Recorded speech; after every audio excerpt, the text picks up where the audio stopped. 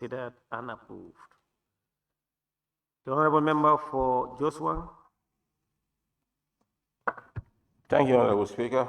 I rise to move for the said Code of 2014 of the National Assembly session on the 7th July be considered and approved. Any seconder? Member for Lower Nyomi. Thank you very much. I rise to second the motion. Honorable members, it has been moved and seconded that the record of votes and proceedings of the National Assembly sitting Monday, 7th July 2025 be approved. Any correction or observation from honorable members may do so by show of tax, and we will look at the record page by page, beginning with page 1. Can we move to page 1, honorable members?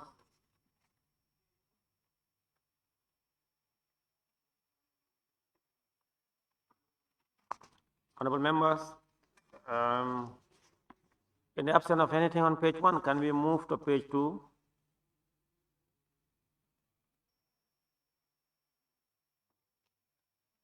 Page 3, any issue or issues on page 3?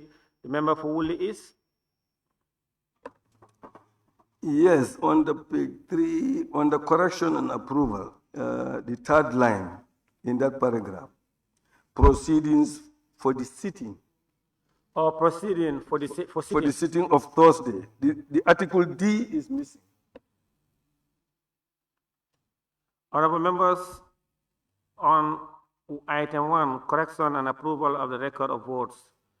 Third line, the first line, Honorable Esa Conte, member for Jimara, moved the motion, and it was seconded by Honorable Pa Dembo Sane, member for Foni Bondali, for the Assembly to consider and approve the record of votes and proceedings for the sitting of Thursday.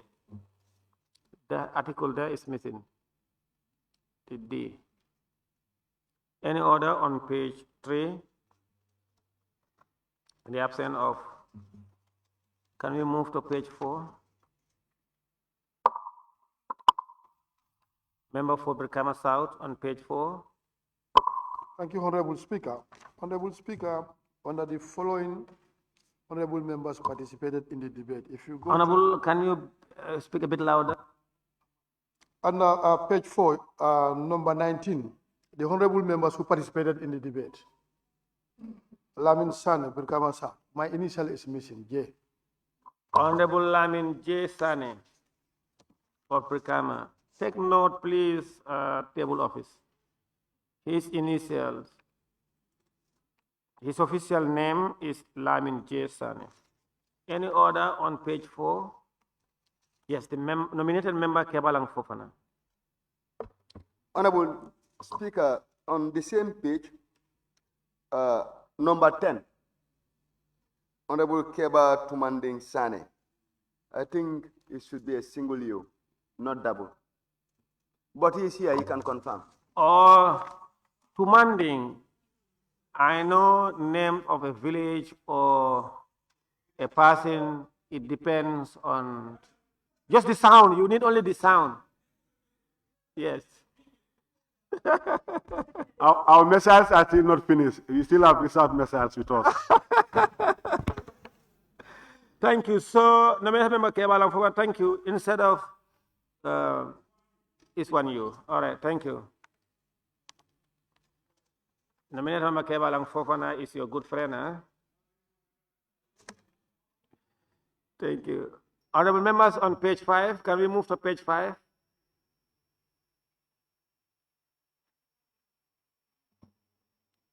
Any observation on page 5?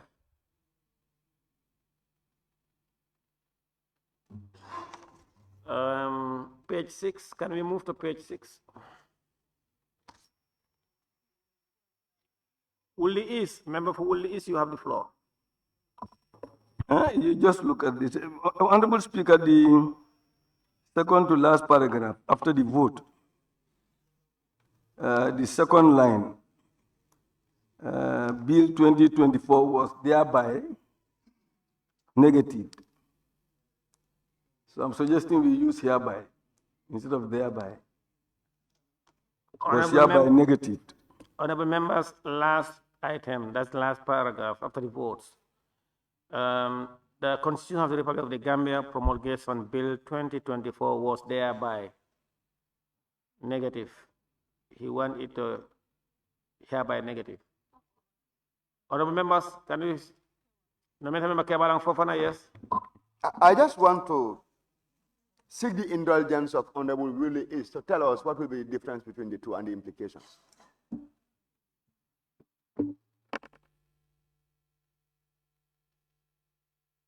I just don't see the word thereby to be the appropriate one there. I think the appropriate one is hereby. I think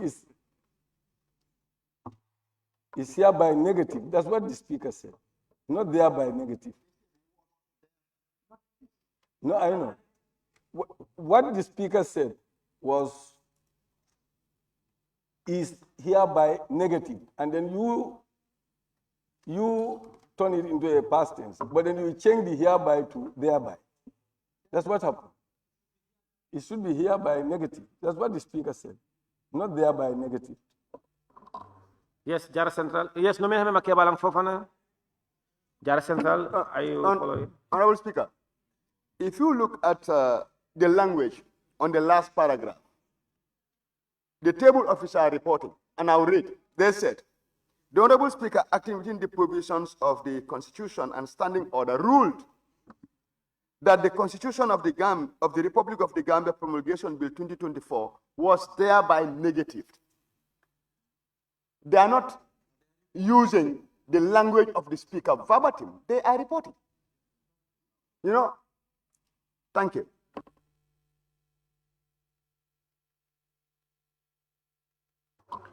Yes, honorable members, the argument, yes, Jara Central, can you please? Honorable Speaker, thank you very much.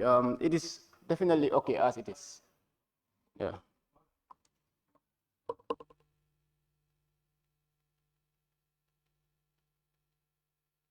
Honorable members, I think it's okay as it is. Kiang West? Yes, Honorable Speaker. Thank you very much. I think they're reporting on what has transpired. So if we want verbatim, that can be at Hansard. But this is what has transpired as per the minutes. Thank you so much. Honorable members, are we okay as it is? All right, thank you.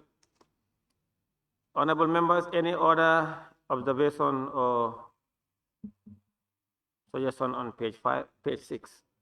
In the absence of that, it has been moved and seconded that the record of votes and proceedings of the National Assembly sitting of Monday, 7th July 2025 be approved with amendments.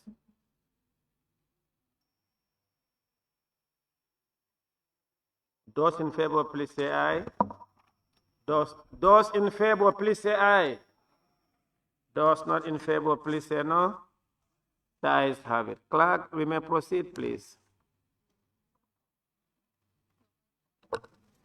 Bill, Order 72, Consideration Stage. Continuation of the consideration stage on the Elections Bill 2021 by the Honorable Attorney General and Minister for Justice.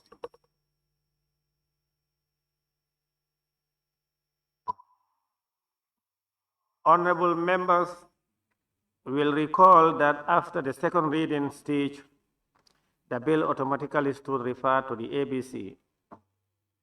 Thereafter, the ABC scheduled the bill for the consideration stage during the previous ordinary session in March, precisely on Tuesday, the 25th March.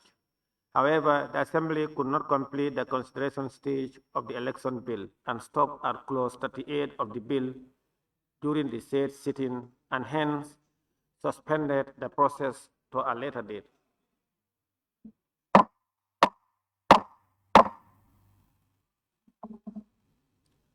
Therefore, the bill is appointed today for a continuation on the consideration stage in accordance with Order 72. During the consideration stage, members shall have the opportunity to give detailed consideration and scrutiny to every clause and schedule in the bill. This stage also provides the first opportunity for amendment to the bill to be debated and voted on. I will now therefore resolve the Assembly into Committee of the whole Assembly to give consideration to the bill, that is the Election Bill 2021. The Assembly now resolve into Committee of the whole Assembly, that's the consideration stage.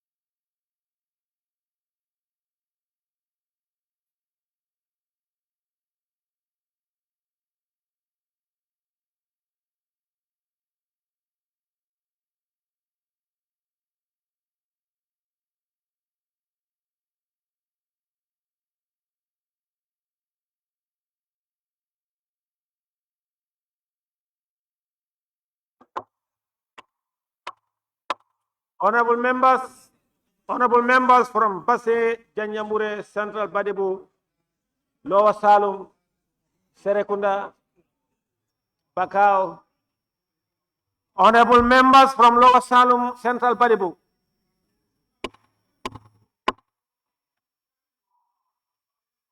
Central Badibu, migrate back to your seat. No, your seat is empty. Okay, move to that area. Yes. Central Badibu, move to that place. Move to Jokadu or Deputy Speaker.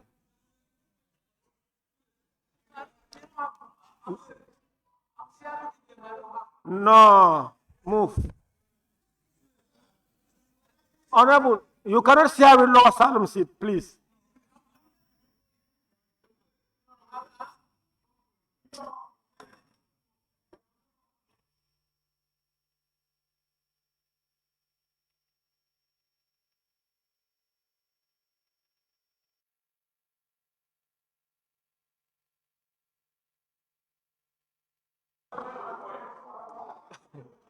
Can we, honorable members, the Assembly will now go into the Committee of the Whole Assembly to consider the Election Bill 2021 clause by clause. Will be guided by Order 72 of the Standing Orders during the consideration stage. We stop at clause 38. We will, of course, begin with clause 38. Yes. Clause 38. Clerk. Clause 38, replacement of voters' cards. Chair, or you are still on it?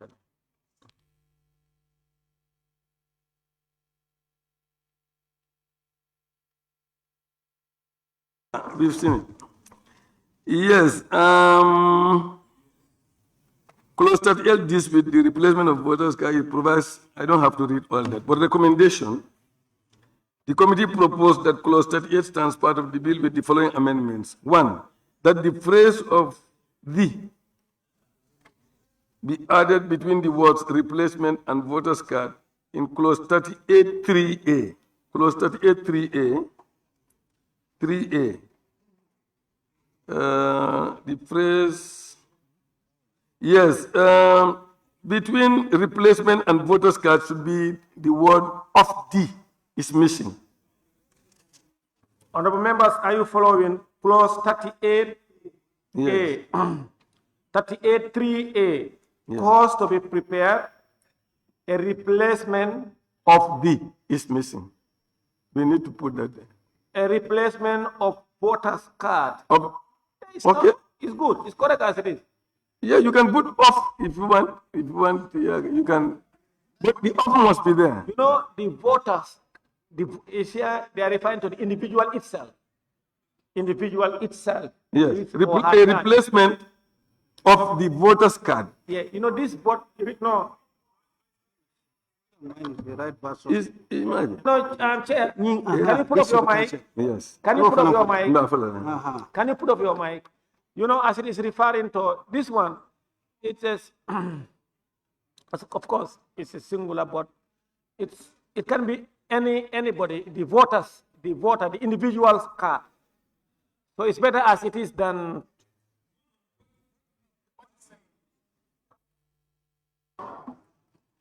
It is better as it is. Chair, what is there? It's better as it is. No. What is there is where the commission considers the application to be proper and genuine, it shall A, cause to be prepared, a replacement of the voter's card. That's what we should put there. It can be of a replacement of voter's card. Or we can remove the article D and just maintain the F. Exactly. But yet still we have to have that F Of. there. Yes. Yes, we can have of voters. Yes. Yes. Huh? Yes, Dr. Salum. Thank you, Chair. Now, if you look at the way it is crafted, you realize that A, cost to be prepared, a replacement voters card. The way it is now is okay. The way it is fine. Yeah. Only add of. Off should be there. Off is not bad, but the article D should not be there. Yeah. Replacement of voters card. That's better. Yes. Any order on page on clause 38? Latikuna Sabiji. Thank you very much, Honorable Chair. Why I'm not comfortable with is 38.1. A voter who claims that his or her card is lost, stolen, destroyed, mutilated, or defaced may apply in writing.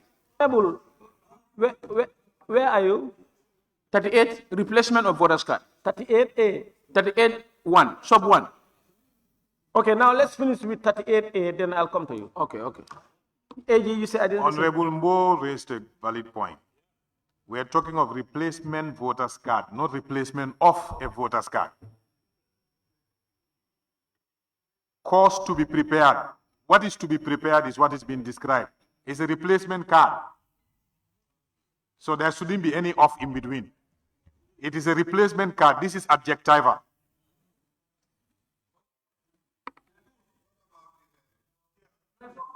Was what I told them, but they said we must add off there. Because when you look at it, in fact, I told them, I said it's a... Just remove voters and try to read it. You see it will read replacement card. So, but the card have to be described. So that's why you have voters there. It's a replacement voters card. Are we okay with that? Then we maintain that. Now we'll go to Latikuna Sabeji. No, we have to follow our recommendation first before you bring somebody else's recommendation. No. We are guiding. Well, no, yeah, but if you are guiding, but no, not that one. He has a problem with sub 1. You know, for you, I think you have no problem with sub 1 because you are on 138.3A. For him. Allow the committee to exhaust their observation, then you can invite another person. No. That's the procedure. No. We allow the committee to lead. It's different. The member has one. The chair, please. No. Don't use your mic without leave of the chair. What I'm saying, you know, when we were on 38.3A, so I gave him the floor. I thought he has similar issue on 38.3. So he raised 38.1. I said, no, please allow me to finish. Then I'll come back to you. So I said, if you're finished with 38.3, you finish 38.3. Okay, yeah, please go ahead. Yes, if 38.3A, you know, apart from that one, there is chair. If you follow it, you will see that there are double and there. And we are removing the other one. Yes, it was raised by the minority, draw the attention. Yes. So now you look at 38.3A, they are double and. Yes, so we remove the last. Yes, the committee is suggesting to remove the other and. Sabasanjal?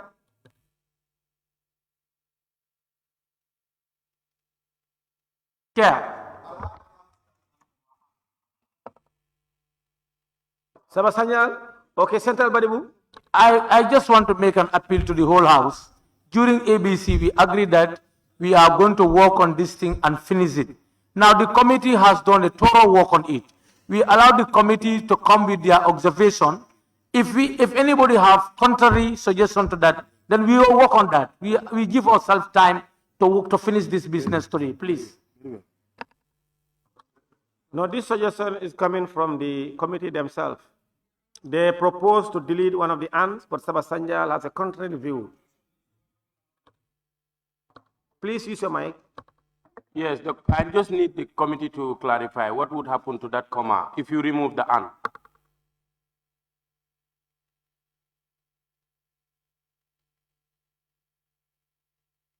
Are you removing the first one or the last one?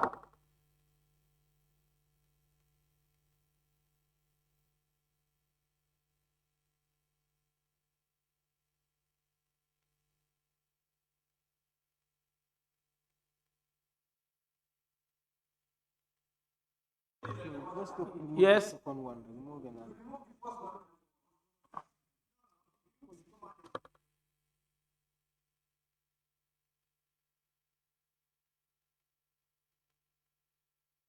Comes after card. Attorney General. The comma comes after the card. Remove that "and," one of the "ands." The "and" comes after the comma.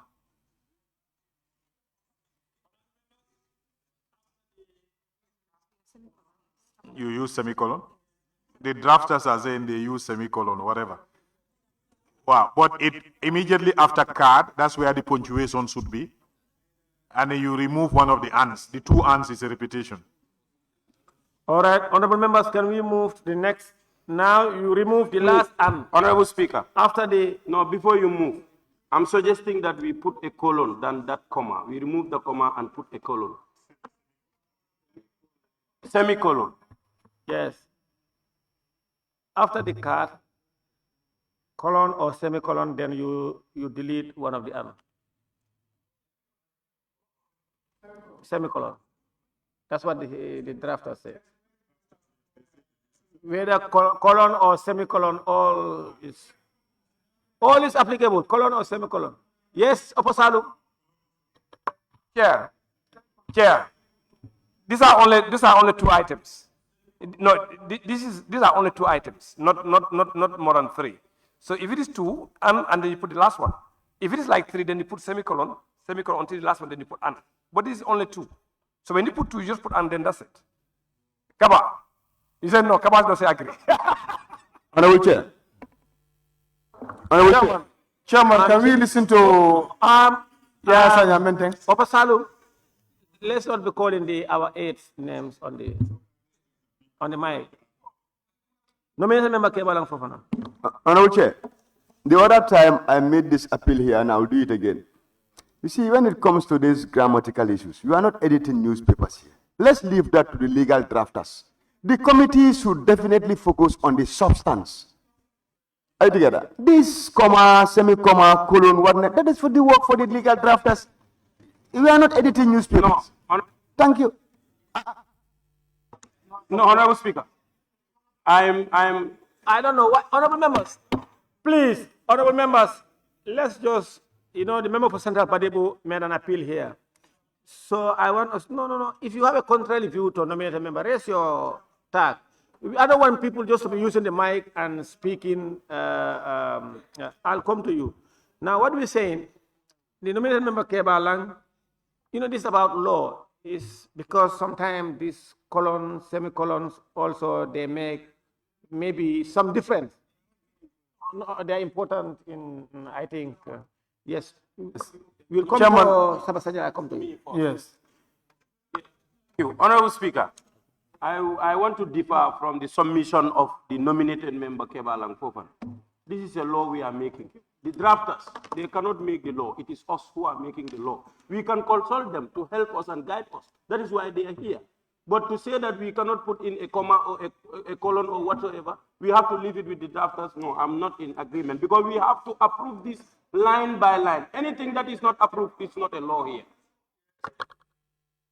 Honorable members, yes, because after this process, they must provide a final copy that it should be as it is passed in this parliament. And we need to confirm before it is put forward for third reading and subsequently signed by the clerk and to be assented by the president. Yes, then from majority leader to Latikunda. Chairman, I want to also bear it in mind, we have 3 bills on the order paper.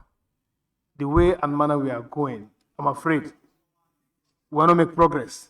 And that is why I want to stand very strongly behind the submission of Honorable Member Kebalang Fofana.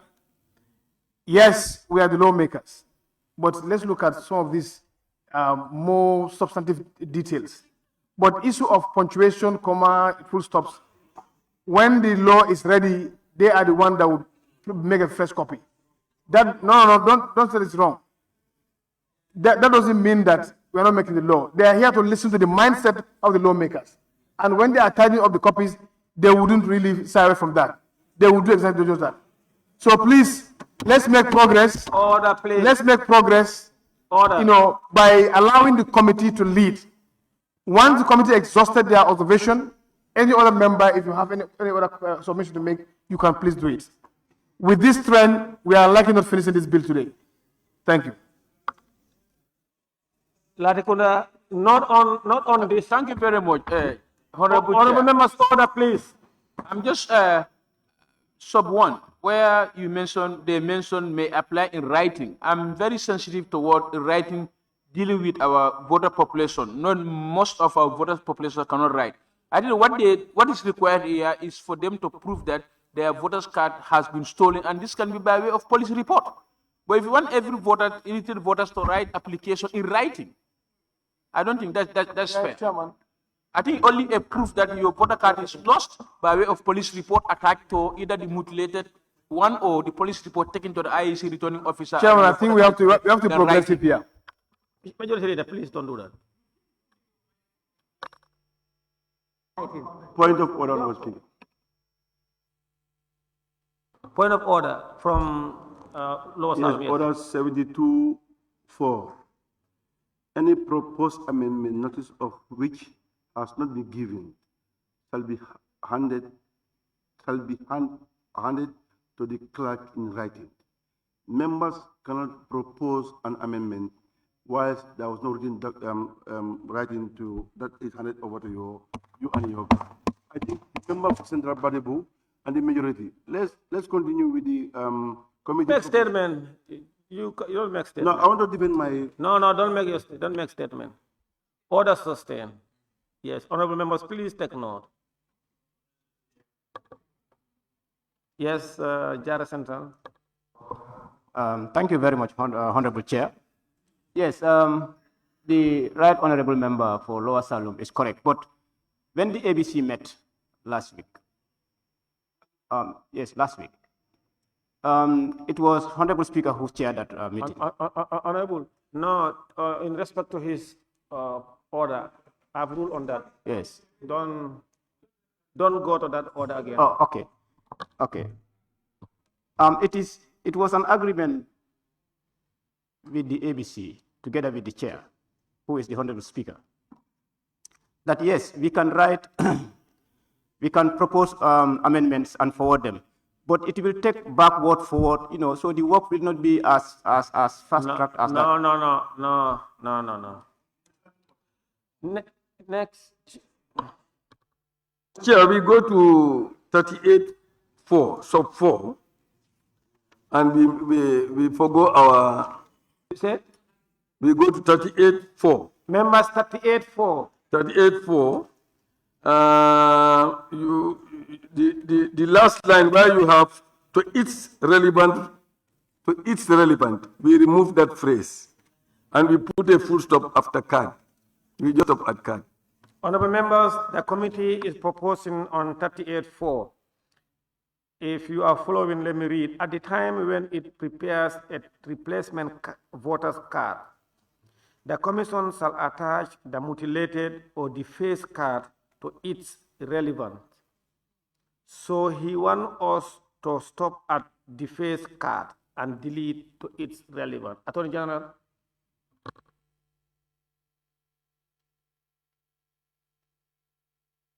Clause 38-4, please, honorable members, order.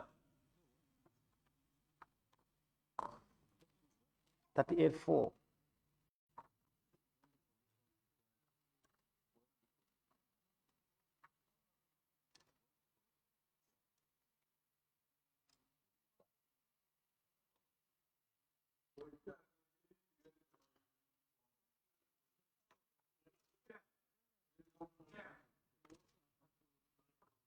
Because here, the commission shall attach the mutilated or defaced card to where? Where should they attach it? To where? They should attach it to the original card. Yes. Yeah. Then it should be the commission shall attach the mutilated or defaced card to the original one, or to the replace. Or to the original card. Attorney General.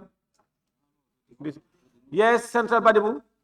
Chair, I think this is okay as it is. It's just an emphasis. Do you understand? It's relevant. So this is well coined. Please. So na mbuta technique ko be falling na multita. Hey boy.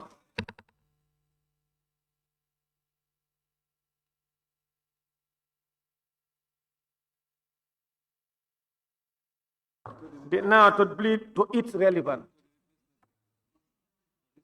Because at the time when it prepares a replacement voters card, the commission shall attach the mutilated or defaced card. They should attach it to where? Yes. Because to it relevant here, they are referring to the original card, the replaced. No, not the renewed one day. The mutilated one or the defaced.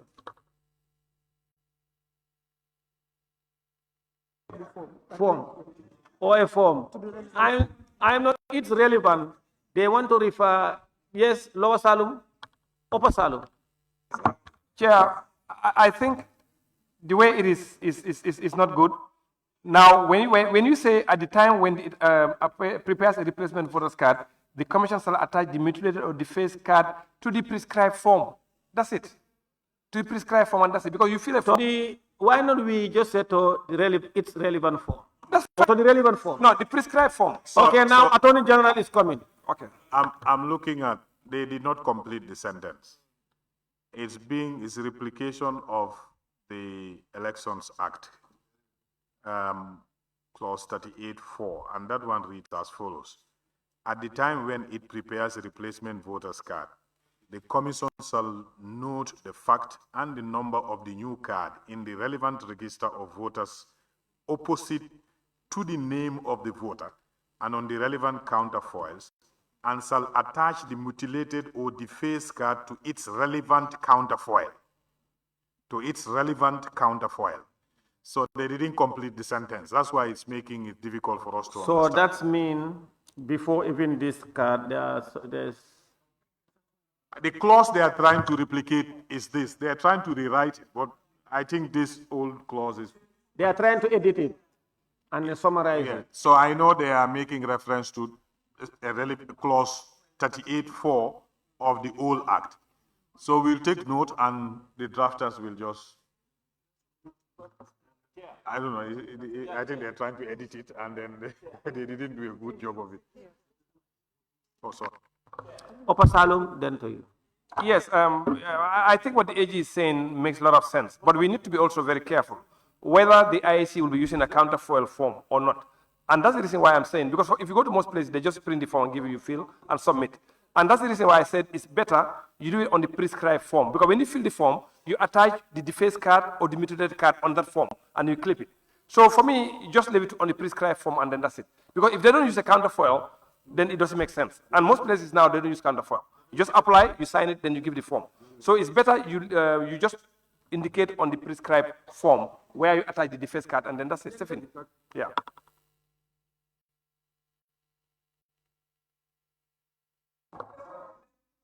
AG, in respect to Mbow's submission.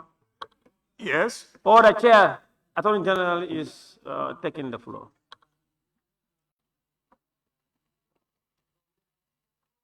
I think the most important here, the message here is this is replacement of a card. You have a defaced or partially destroyed card. You present it, complete the necessary forms, and a new one is given to you. Now that old one needs to be kept for some time. How it is kept? The new one that is given to you under the current system, I think there is a counterfoil. So they say this old one should be clipped to it or whatever, attached to it and banked. Now, if we're using a printing system that doesn't generate counterfoils, naturally there must have been a form that you completed. Yes. So form, counterfoil, we can use both. So then as the case may be. Why not you have a general name, just say prescribed form? No. As the Upper Salum is saying. Chair. RAD? Chair. Yeah. Yes, so it's likely because I'm not too sure. I don't think the kind of ID card printing systems we have now have counterfoils. Honorable Bo is an expert in that area. So all that we are saying, the deface card that has been taken and replaced should be kept. Basically, that's the idea here. So now, because you're saying you are not sure, because what the member for Pasalum is suggesting is form. Yeah, the form that was the used. form can be whether counterfoil should or be attached to the form. Yeah. Yes. Sabah Sanjal, then majority and minority leader. What I'm trying to say here is that to avoid repetition, counterfoil is a part of a document that has been torn off. And it's similar to what you call mutilated. Therefore, I'm suggesting that we allow me to... Counterfoil and mutilated. The same? Yes. Counterfoil simply means a part of the document that has been torn off. Yes, yes, yes. That is... No, yes. no, don't address them, please. Yes, that is it. Go and read your dictionary well. This is what it is telling you. Now, I am suggesting that since it is just to have it attached as a document for them to save it as a reference or whatsoever, I'm suggesting that we stop at card and remove to its relevant. That is to say, at the time when it prepares a replacement voter's card, the commission shall attach the mutilated or defaced card. That's all. Majority leader and member for controller. I think the essence is established. The essence is just at least to have a backup copy of the spoiled card. And now we don't know whether they are using the counterfoil or they are using the form. So why not we put counterfoil or form to have it together? If you look at the text that we are reviewing, Yes. 38.4, deliberately the redrafted clause avoided counterfoil. That's not accidental. It means IEC is saying they are not using counterfoils anymore. Because it says at the time when it prepares replacement voter's card, the commission shall attach the mutilated or defaced card. But now we just need to find a way of completing the sentence. Attach it to what? To the form. To the form, because they have avoided counterfoil, as you have seen in the earlier text. In the earlier text, they have used counterfoil repeatedly in the clause. It says at the time when it prepares the replacement voter's card, the commission shall note the fact and the number of the new card in the relevant register of voters opposite the name on the voter's card and on the relevant counterfoils. And then he went again to say, shall attach the mutilated or defaced card to its relevant counterfoil. So they use counterfoil twice in the old text. In the new text, they did not use counterfoil at all. So technically, they are telling us that they are not into counterfoils anymore. Thank you. Thank you. Now I will go to Central Bodywood and the chair that will do for this. Chair. Chair, thank you. Chair, I still want us to look at the sentence critically. That's why I said the sentence is good, is well, written. He said, at the time when it prepares a replacement voter's card, the commission shall attach the mutilated or defaced card to its relevant. Now, its relevant mean whether anything. So here they are not specific. So you cannot replace it with counterfoil. So it's relevant. That's going to be determined by them. Thank you. The commission. Now, as I said, we will only go to the chair, and that will do for this. Yeah, when this recommendation was done, we said to is relevant is incomplete. The discussion about a form was accepted by the IEC. To the first card to its relevant form, that form is accepted by the IEC. So I think we just maintain the form there. Yes. Nominated member Kebalang, to its relevant form. AG, Honorable Chair. AG, the chair is suggesting to its relevant form. That's okay, all right. Nominated member. Honorable Chair, what I want to say here is, we must ask ourselves, what is the essence of a counterfoil or its relevant form? what they are saying, it's relevant. It's relevant there is the record keeping source.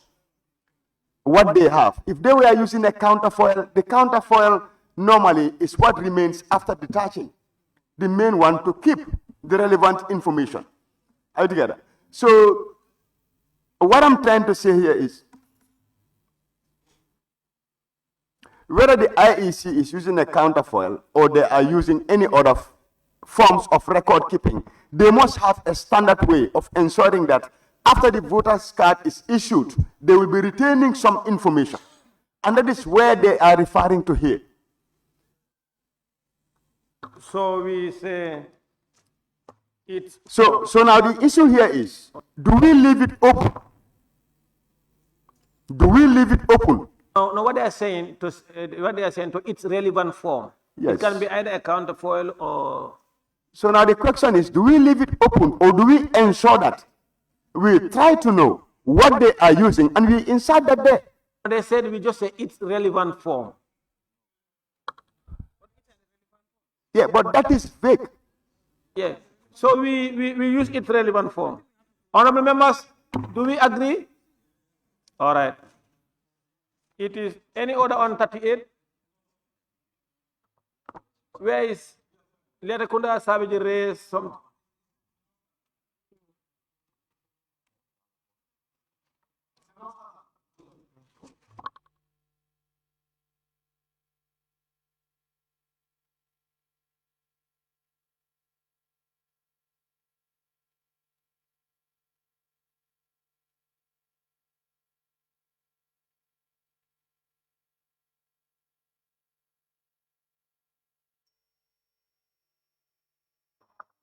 Yes. What he's saying, there is the written application Yes. to the commission. He's trying to discourage that.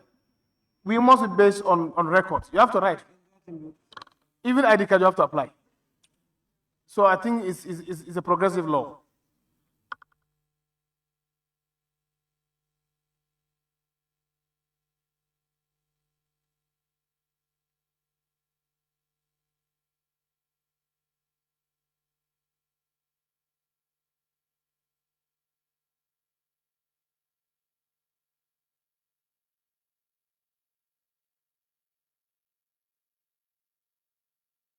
Honorable members, there is this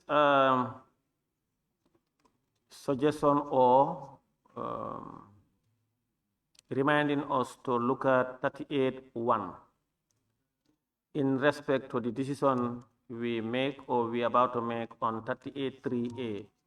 You know, 38.3a now we just agreed to say course to be prepared, no?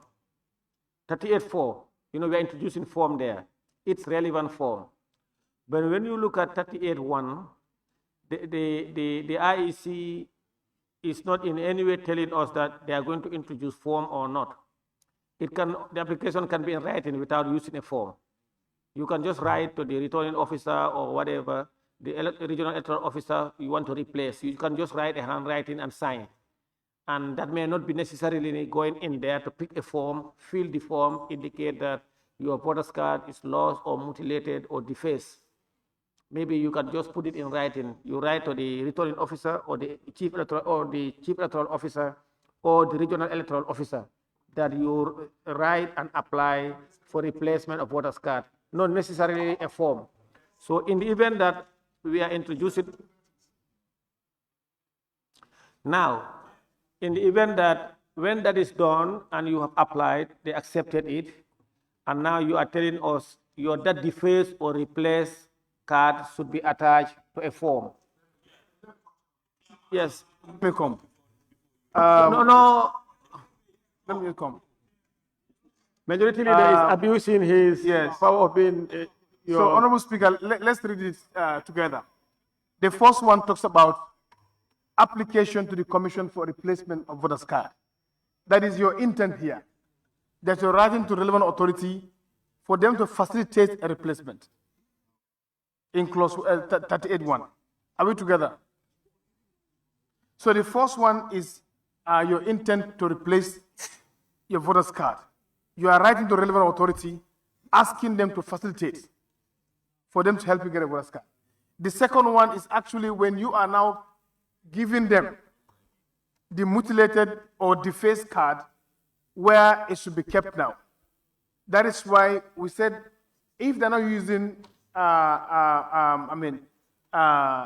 their files, it could be on a form. That record or what you brought could be also recorded through a form and be kept there for record keeping. So the first one is just a formal application of intent that you want to apply for a new card. But when you are now giving them your mutilated or defaced card, that has to be in a normal form entry. Yes? Yes? But they say not necessarily, Majority Leader. Opposalo. Then I want to refer you, Chair, to check page 94 of the bill. Page 94. They've got a form. Yeah, there's a form on page There's 94. form number 1. Exactly. That's form. Notice of registration of voters. Well, yeah. And then if you go to page 94 also, that's where you have the counterfoil of voters And card. you have form, Yeah. you have Yes. counterfoil of voters card. Exactly. So Gambia voters registration form. exactly. So that was what I was also looking at. Exactly. So that form, you have to fill that form to indicate all the details of the person, your polling station and stuff. No, why? No, this one, this counterfoil of voters card, the Gambia voter registration form. When you lose it, when you lose a passport now, for example, when you go to immigration, you'll be given a form to fill. 25.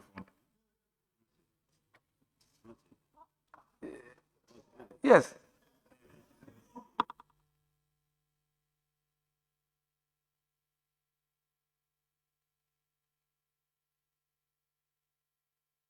Members, please order. Opasalum, you raised a relevant, but you know my worry is, Opasalum is referring us to 94 form. But this form is in accordance with section 25 sub 1 and 2 of the act. And I don't think it applies to replacement. So that's what I'm drawing his attention to. Because the relevant section is talking about in writing. They avoided using form for replacement. Look at it, 38.1. Can we adjourn on this, Honorable Chair? Okay. Yeah, well, that's what I'm saying. No, the problem is, 38.1, they are not talking about form. They deliberately avoided form. Now, if that's what they did, just like as the Attorney General suggested, the original clause, there was for counterfoil, form, something, whatever. They avoided all those things. Maybe because they don't need it here. So now when you look at, if you want to introduce on 38.4, it's like we want to introduce form. So it's relevant form. But there is nowhere on the replacement, application for replacement, either mutilated or defaced. They just say in writing. So there was a member who stated earlier, he said it's relevant. They are inferring the application or the letter. I'm not sure.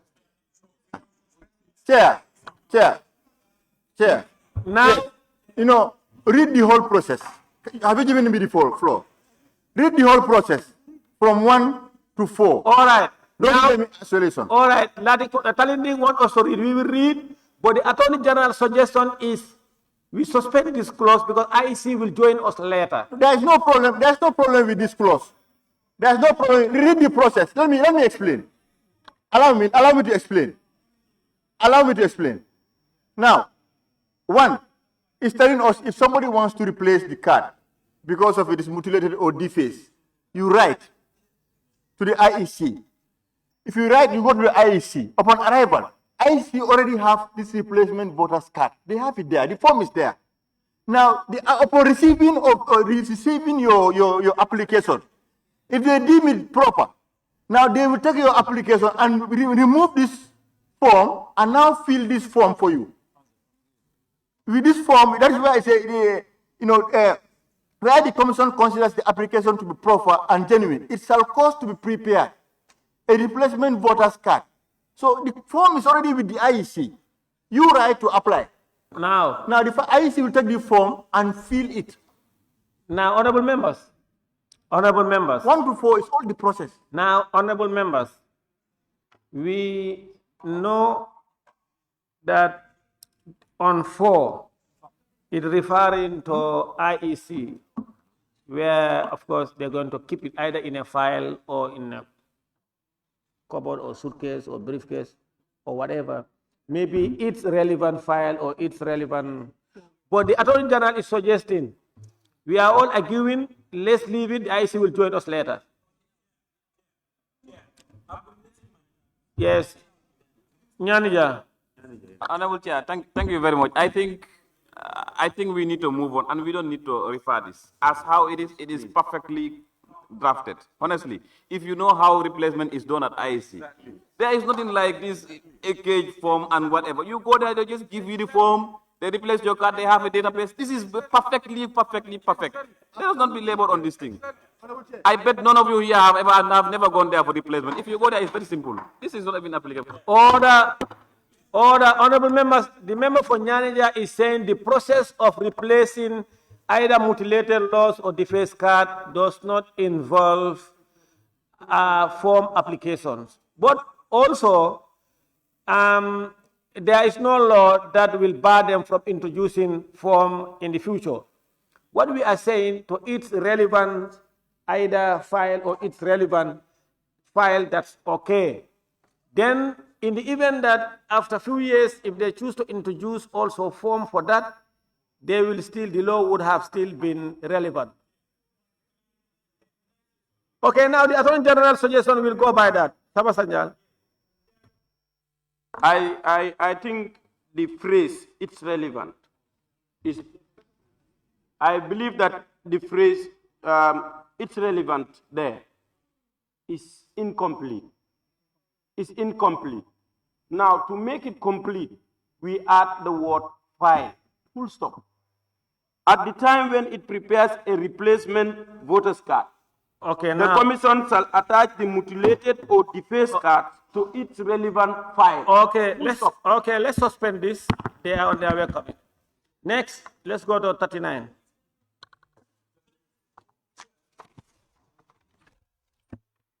Part 4. Chair. Nomination procedures.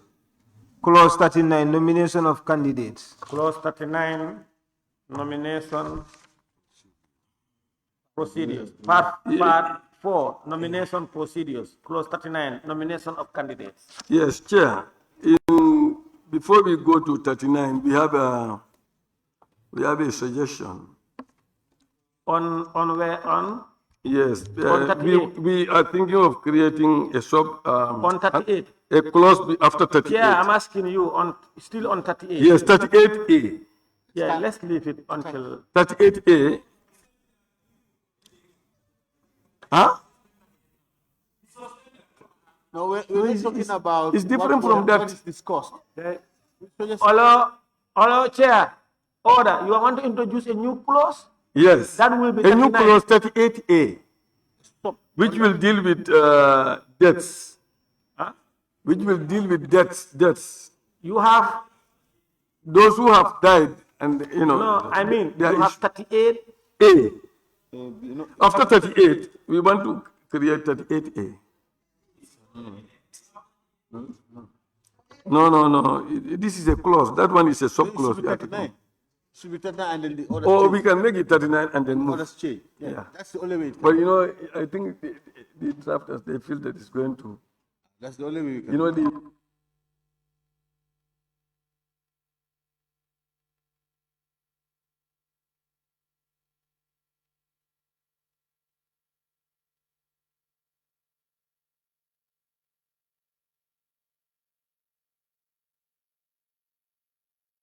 I want to close. Honorable Attorney General.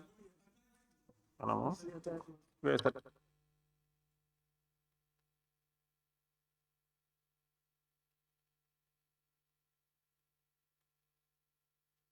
Honorable Attorney General, I'm not sure if you have their report. Honorable Chair, please. Yes, they are introducing a new clause, which probably should maybe 39. They want it 38A, but I think that is not. Maybe it's better So if it's either 38, then 38 be 39. I don't know. Yes. Why not? I just wanted us to leave. When the IEC, they are all here, it will be very good. We do it once. So that because the proposal also, we sell it to them, and then, is that okay? If you agree, the chair. If not, we, yes. Then let's go to 39. Yes. So let's move to 39.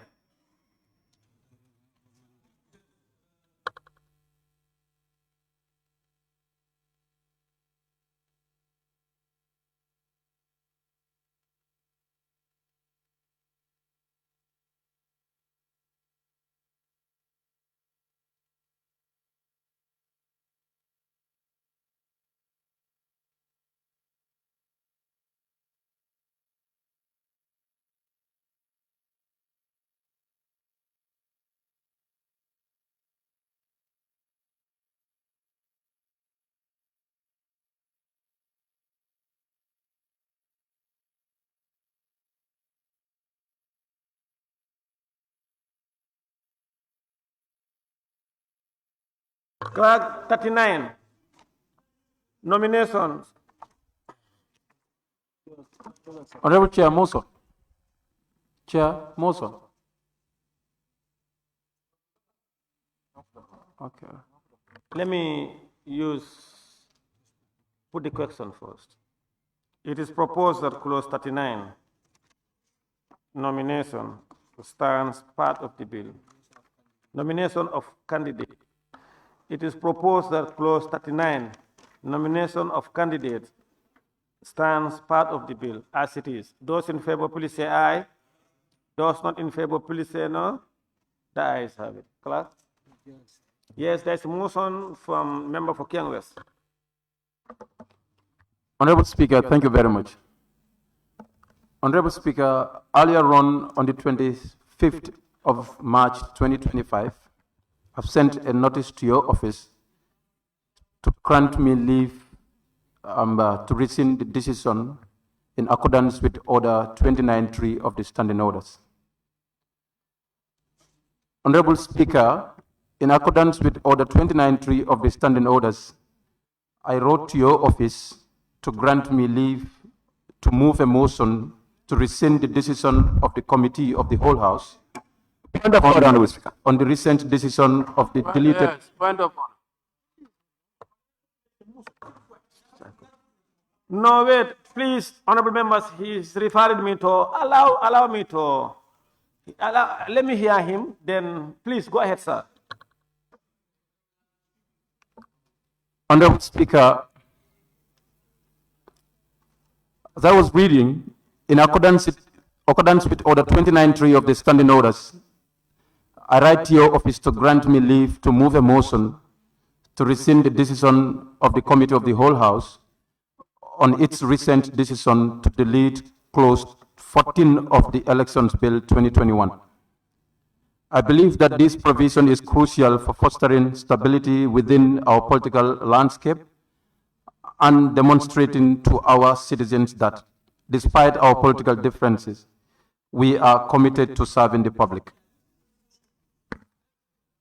Honorable Speaker, I wish to draw the attention to an important issue regarding the previous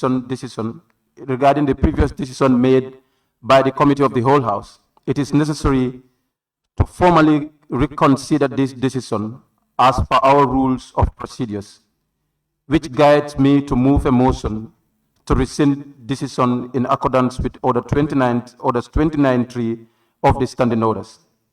Honorable Speaker, I am guided by the previous outlined in the section 100 subsection 2B of the 1997 Constitution that gives the National Assembly powers to legislate, and 127 subsection 1A and B, as well as subsection 39, as well as section 39 subsection 1 of the 1997 Constitution of the Republic of the Gambia. Upholding the rulings made by the Supreme Court is crucial as they play an essential role in guiding. Honorable member, I think the motion is a substantive motion. So appropriately, I should entertain it only when I took up the speaker's chair. So I think, honorable members, most likely, if I'm to entertain the motion or to respond, we must suspend this and then resume.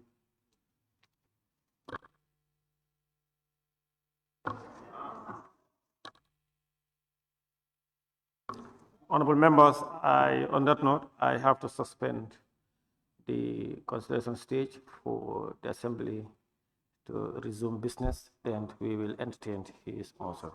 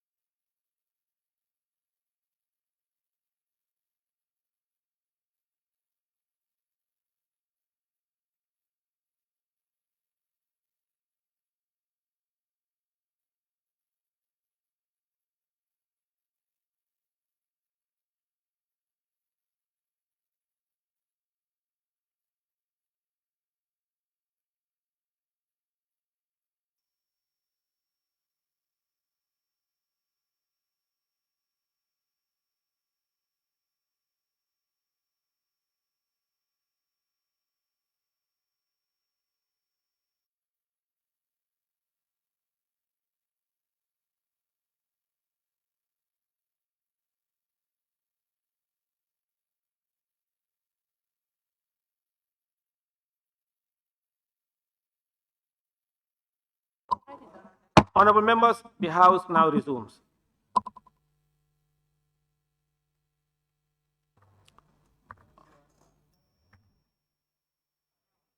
Honorable Speaker, motion.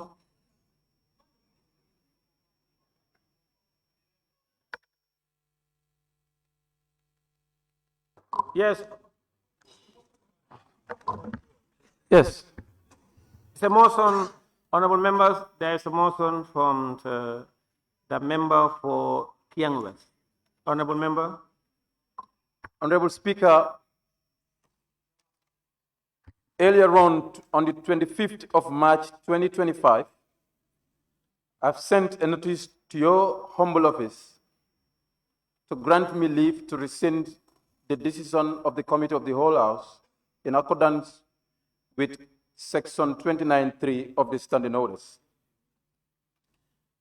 Honorable Speaker, in accordance with Orders 29(3) of the Standing Orders, I write to your office to grant me leave to move a motion to rescind the decision of the Committee of the Whole House on the recent decision to delete the clause 14 from the Elections Bill.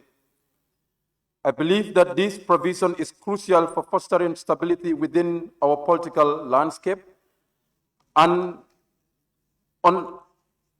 demonstrating to our citizens that despite our political differences, we are committed to serving the public. Honorable Speaker, I wish to draw the attention to an important issue regarding the provision, the previous decision made by the Committee of the Whole House. It is necessary to formally reconsider this decision as per our rules of procedures, which guides me to move a motion to rescind decision on in accordance with the orders 29.3 of the standing orders. Honorable Speaker, I am guided by the provisions outlined in Section 100, subsection 2B of the 1997 Constitution that gives the National Assembly powers to legislate, and 127, subsection 1A and B, as well as Section 39, subsection 1 of the 1997 Constitution of the Republic of the Gambia. Upholding the ruling of the Supreme Court is crucial as they play an essential role in guiding our legislative actions, honorable members. Honorable Speaker, Section 127, 1A and B grants the Supreme Court the authority to address questions regarding whether a law has exceeded the powers defined by the Constitution or any other laws applicable to the National Assembly, individuals or authorities. These provisions underscore the importance of balancing powers and adhering strictly to the constitutional guidelines. In addition, Honorable Speaker, I would like to highlight a recent ruling by the Supreme Court that the impacts of Gambians living abroad. The court has affirmed that these citizens have the right to register for public elections, as stated in Section 39 of the Constitution of the Republic of the Gambia. This ruling not only safeguards the democratic rights of our citizens, but also guides the Gambians, but also compels us to consider how to effectively involve them in our election process. Honorable Speaker, with these significant factors, it is essential for the Assembly to rescind our decision and take steps to ensure compliance with the constitutional mandates that guarantees the rights of the Gambians living abroad regardless of their allocation. I beg to move, Honorable Speaker.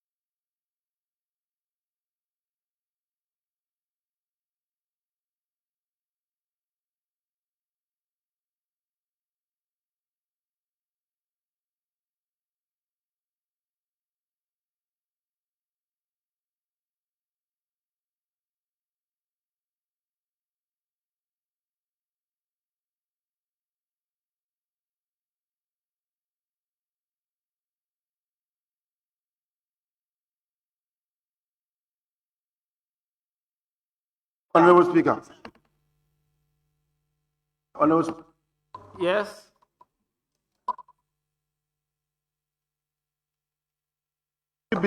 allow me to, I have an observation on the proceedings because the member for Kiang West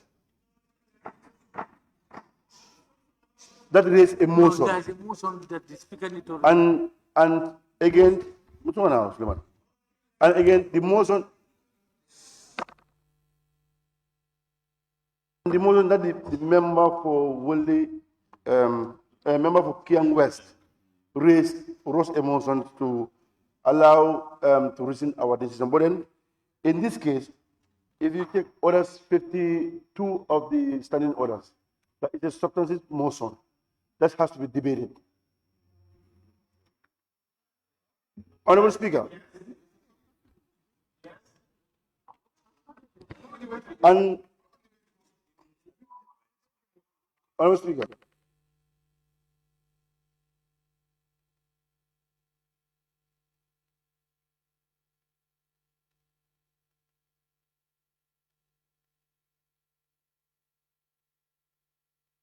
Order, honorable members, order.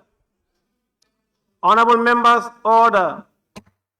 Let's please take your seats, honorable members. Nominated member, who is that? Who is that next to nominated member Kebalang Fofana? Who is that? Who is that? Oh, Fatu Kejawa. I didn't recognize you. Please take your seat. Honorable Speaker. I thought it was a stranger.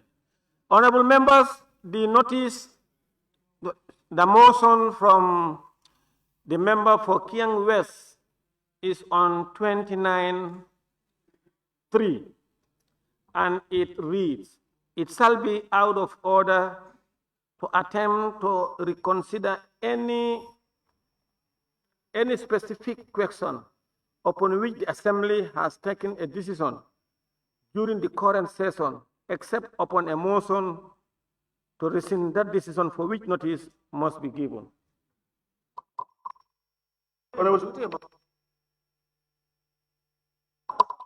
Honorable members, so having listened to his motion, he is dealing with matters taken at the consideration stage. If that is so, and that is the case, these motions probably it is not relevant under clause 29(3). And I think if it was because this was a consideration stage decision, a committee decision, not the whole assembly, therefore he can, it is my belief that motions of such nature or such intent can be taken during the consideration stage. So therefore, I will resolve the assembly again into committee of the whole assembly. Honorable Speaker. No, Honorable Speaker. No, Honorable Speaker. No, Honorable Speaker. No, Honorable Speaker. No, Honorable Speaker. Allow members. Honorable Speaker. Speaker, stay there and listen to us.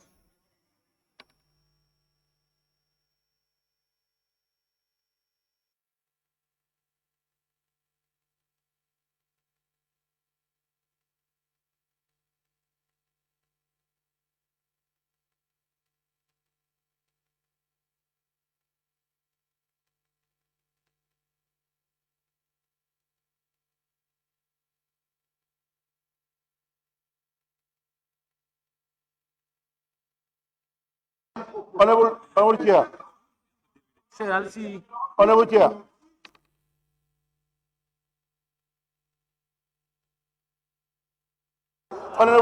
Honorable Chair. Order, please, honorable members, order. The assembly is now resolved into the committee of the whole assembly.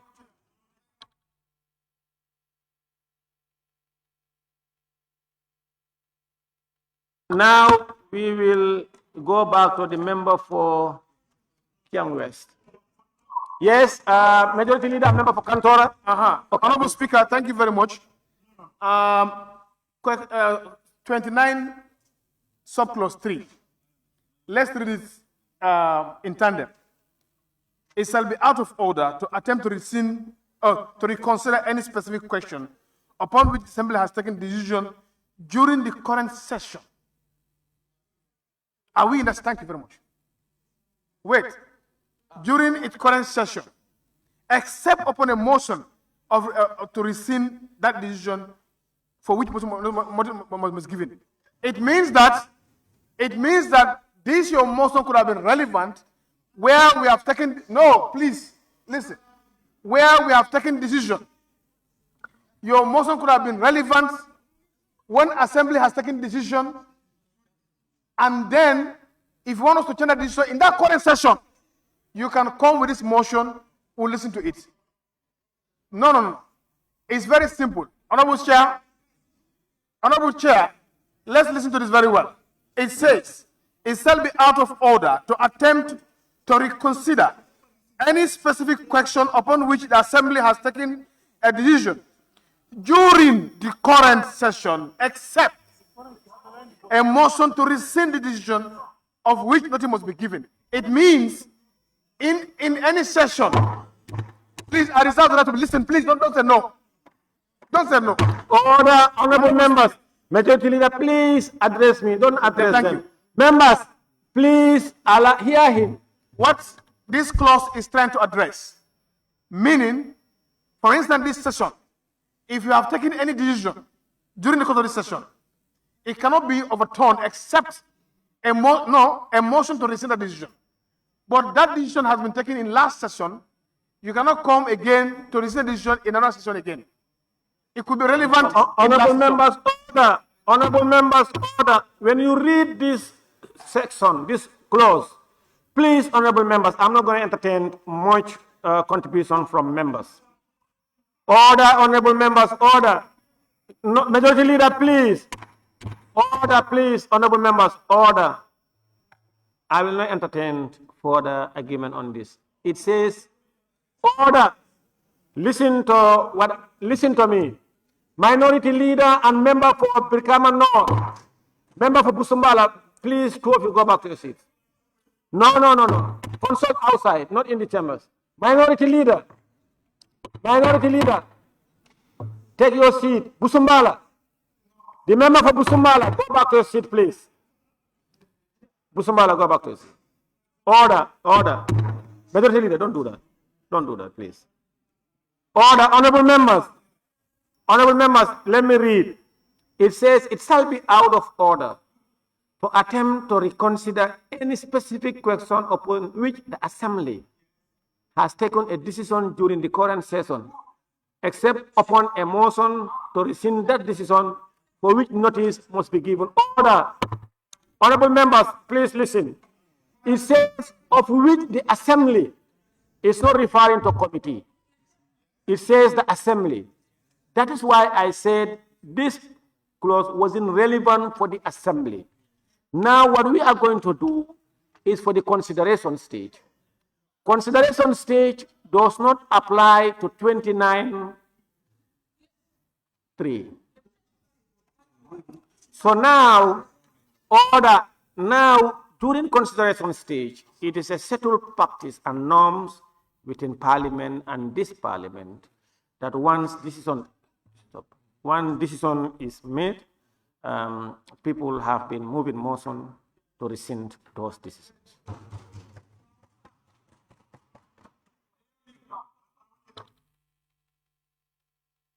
Honorable Chair, on a point of order. Point of order. Point of order, Honorable Chair. Yes, point of order by the member for Sabasanjal.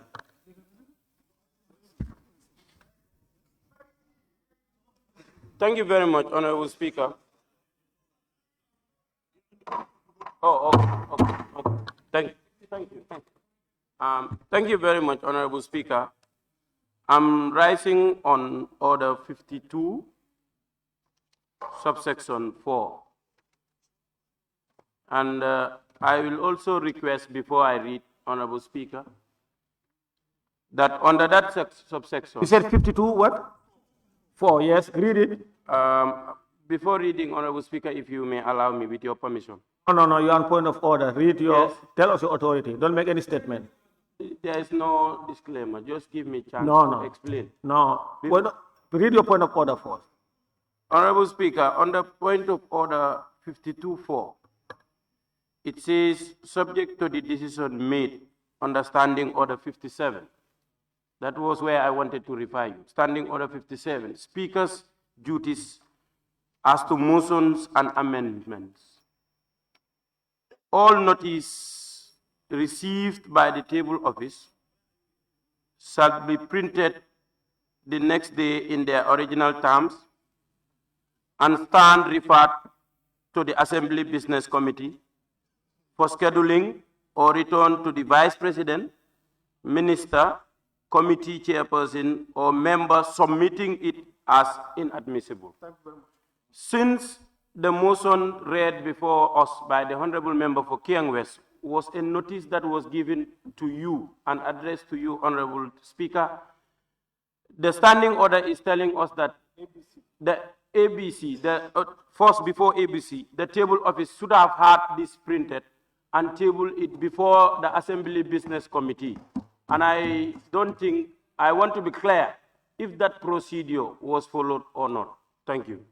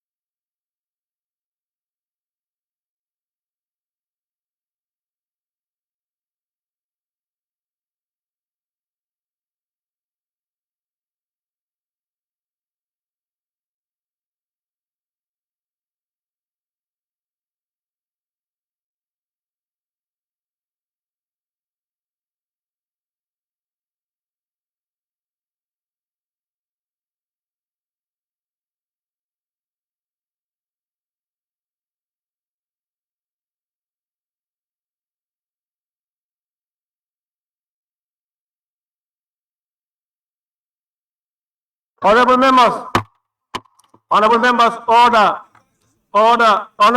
order. There is a point of order from a member for Sabah Sanjal. And he rose on order, sorry, yeah, it's okay, it's all right. Order, honorable members, order. There is a point of order on 50, on 52, on 52-4 by the member for Sabah Sanjal, and it reads, subject to the decision made under Standing Order 57, Speaker's duties as to motions and amendments. Speaker, referring to the Speaker.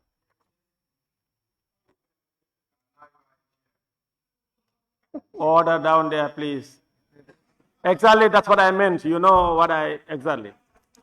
This one is referring to Speaker, and now I am a chair. Speaker's duties as to motions and amendments. Speaker, up.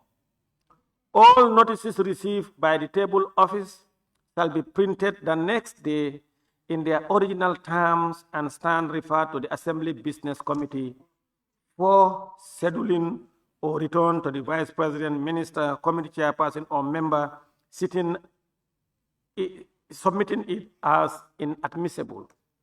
That is when I am a speaker. And 57, Speaker's duty as to motions and amendments. The Speaker, or in the event of Standing Order 52-5, notice of motion, the Deputy Speaker may direct that a motion is inadmissible if he or she is of the opinion that it infringes or the debate on it is likely to infringe on any of these standing orders. It is contrary to the Constitution or an act of the Assembly without expressly proposing appropriate amendment to the Constitution or act of the Assembly. C, it is too long. D, it is framed in terms which are inconsistent with the dignity of the Assembly. Or E, it contains or implies allegation which the Speaker is not satisfied that the mover can substantiate. When you look at this, the Speaker or the Deputy Speaker, 57, and when motions are submitted to us for approval, that is in our capacity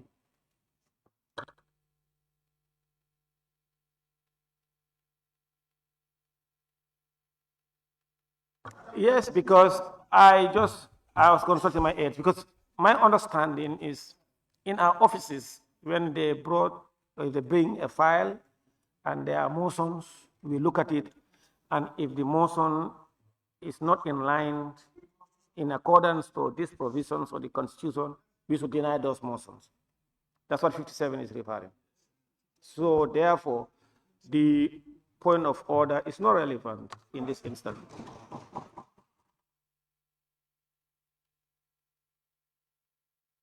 Order, honorable members, order, honorable members, order. No, that point of order is ruled out. Yes, now on the honorable members' order, please. On consideration stages. Order, honorable members. Yes, I will go to Lower Salem nominated member. Order, honorable members. That does it for that point of order. And honorable members, I said it here, and let me repeat. During consideration stage or committee meeting, because this is a committee meeting. This one is a committee meeting. Any member can move a motion proposing for the committee to rescind that decision. Now,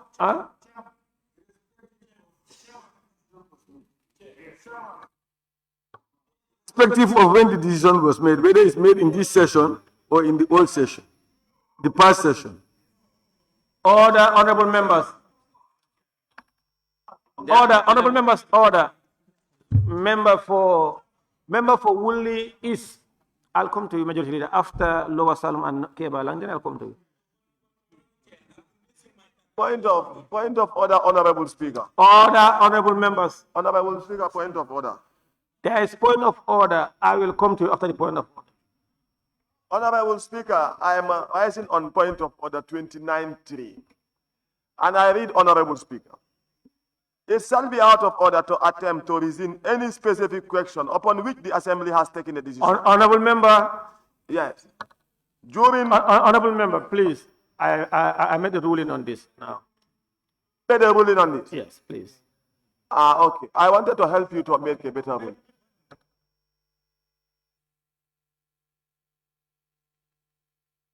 Honorable members, that we have guided this assembly is the duty of the speaker or the chair to guide proceedings.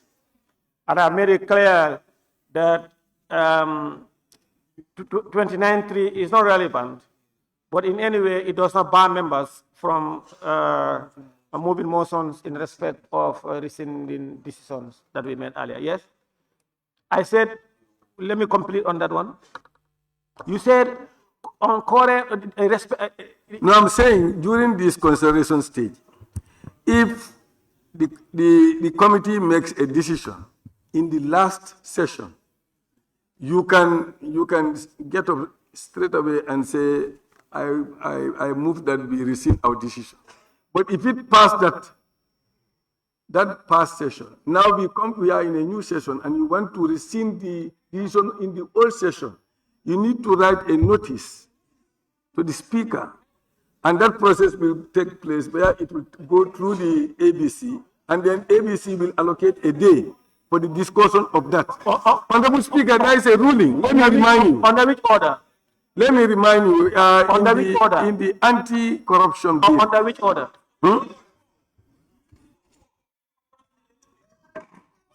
Order, honorable members, order.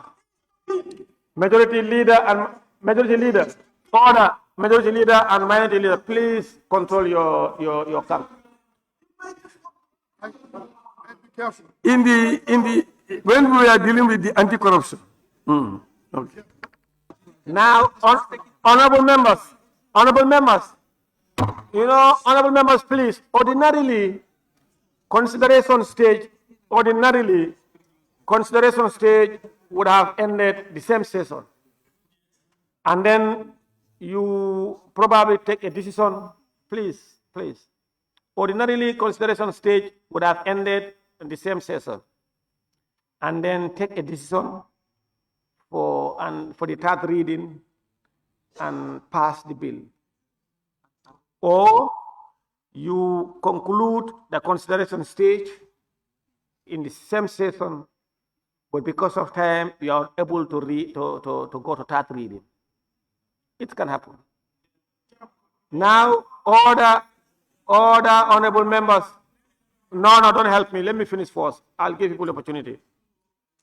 Now, in that event, before going into the third reading, it happened last session.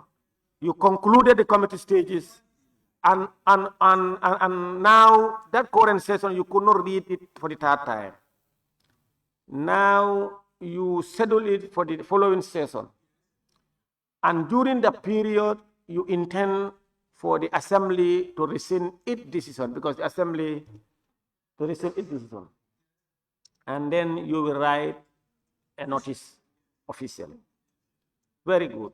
But in this instance, we are in a very strange, peculiar situation. The current session, referring to the last session, we could not complete the consideration stage of the bill. And we move to this current session. Now the same bill, the same consideration stage. What do we do next? Order, honorable members, please order. What procedure in terms of our order? Or you remember, if you go to, is it order 8? Customs, traditions, precedents. Chair, Chair, let me give an example. Honorable Chair. Honorable Chair, I'll give an example. Honorable Halifa Sallah. Honorable Halifa did the same thing here with Madam Jack Denton. You cannot give example. When Halifa Sallah wanted to decide decision, Madam Jack Denton told him that you can't do that. Even the floor. Chair. Majority leader. Majority leader. Don't mention Halifa Sallah here. Chair. Order, honorable members, order. Please Chair. do this. No, I just want to. No, wait, order, honorable members. Let me. No, put up your mic. Let me just. Honorable Chair. Honorable members, order. No. Majority leader, don't do that. Honorable members, I am made to understand that the reference is making to the Honorable Ali Fasala. It was after the consideration was completed. Is that correct?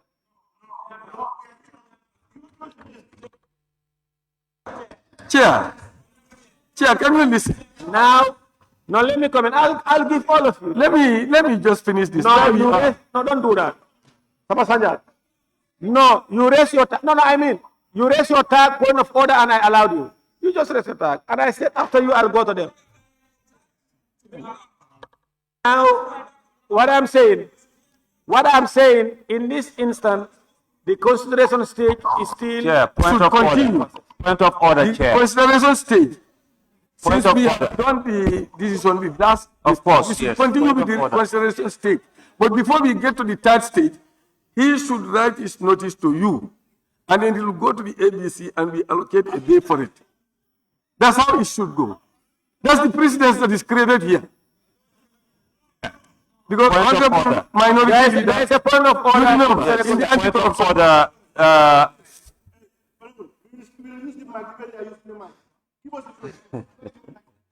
Chair, I'm rising on. No, there is point of order. After that, I'll come to you. Chair. There is a point of order. 52-4. The member for Sabah Sanjal raised order 52-4, and he questioned you whether you have adhered to the dictates of this standing order, but you failed to answer his question. Meaning that if you see, if at all the table office have adhered to the dictates of this, what confusion thing? So this is the case here. It should have been the Honorable Speaker, point of order. The member for Kiang West wrote a motion and noticed the speaker, and it was circulated to members. It's not circulated. But he have noticed. He have written a notice to our office. Yes. But in your response to the member for Sabah Sanjal, you said that that point of order is irrelevant. Oh, you are. Because, let me tell you, what you should have done was you either point of order. You are out of order. You are out of order. I said I will go to Lower Salum then Sabah Sanjal. Honorable Speaker, thank you very much. Honorable Chair. You see, the majority leader were the 29-3. You see, procedurally, that I was going to challenge. The member for Kiang West, and it's a question that I'm going to ask, whether he has fulfilled the whole requirement that he's supposed to do. If yes, the member, what the majority is reading, it shall be out of order to attempt or reconsider any specific questions upon which the Assembly has taken a decisions during a current session, except upon a motion to rescind that decision, which a notice must be given. 52. Now, allow me to read 52. Now, Honorable. No, I'm coming. Please. Motion 52. Notice of the motions. Here, the member wrote his notice to your office or not. If yes, 52.1 says, notice of a motion shall be given by being handed in writing to the table office not less than 5 clear working days before the sittings at which is intended to be debated. Now, your procedure, in fact, one is wrong. The motion should not be here where you are sitting down, because it's a substantive motion. Because already the member has fulfilled the entire criteria that he's supposed to write. Okay, stop no, there. I have to make No, stop there. Stop there, honorable members. You cannot say that. I wear you out. So, wait. No, you said it's a substantive motion, so we should not have had it here, we should have gone up. That's why I'm asking you if really you were in the chambers here. In your ruling. In my ruling where? Use your mic, say it there. In your ruling when you were there. No, use your mic. I'm using my mic. So you said, put your mic on. You said I should have had the motion up. Yes. Not so. You said I didn't do that, it's wrong. And now you are telling me, use your mic. Yes. That I was really up and that's where I had the motion. Say it. No, you can't put those things in me. What I'm saying here is, the motion that the member is now raising is a substantive motion. And this motion has to be debated. And in fact, before the motion should be given to us, there must be a table of ABC to consider it. And again, you as the... Under which order? Under which order? Honorable Speaker. Under which order? What I'm saying, 52. Order, majority leader, stop that. Honorable Speaker. You know. Under which order? That's 52-4. 52-4, read it. Yeah, no, the member has already read it. No, allow us to come. Allow us to come. Shane cannot know. Please, that.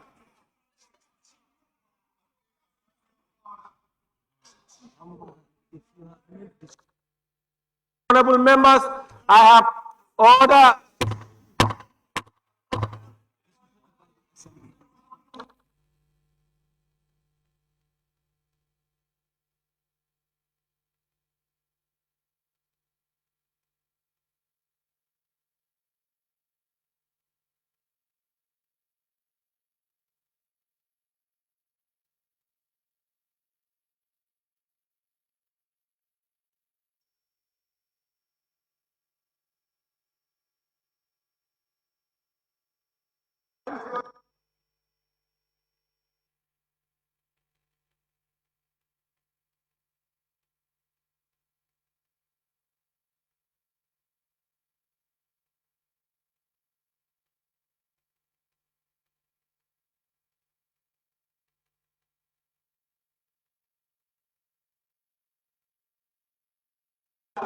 The procedure is wrong.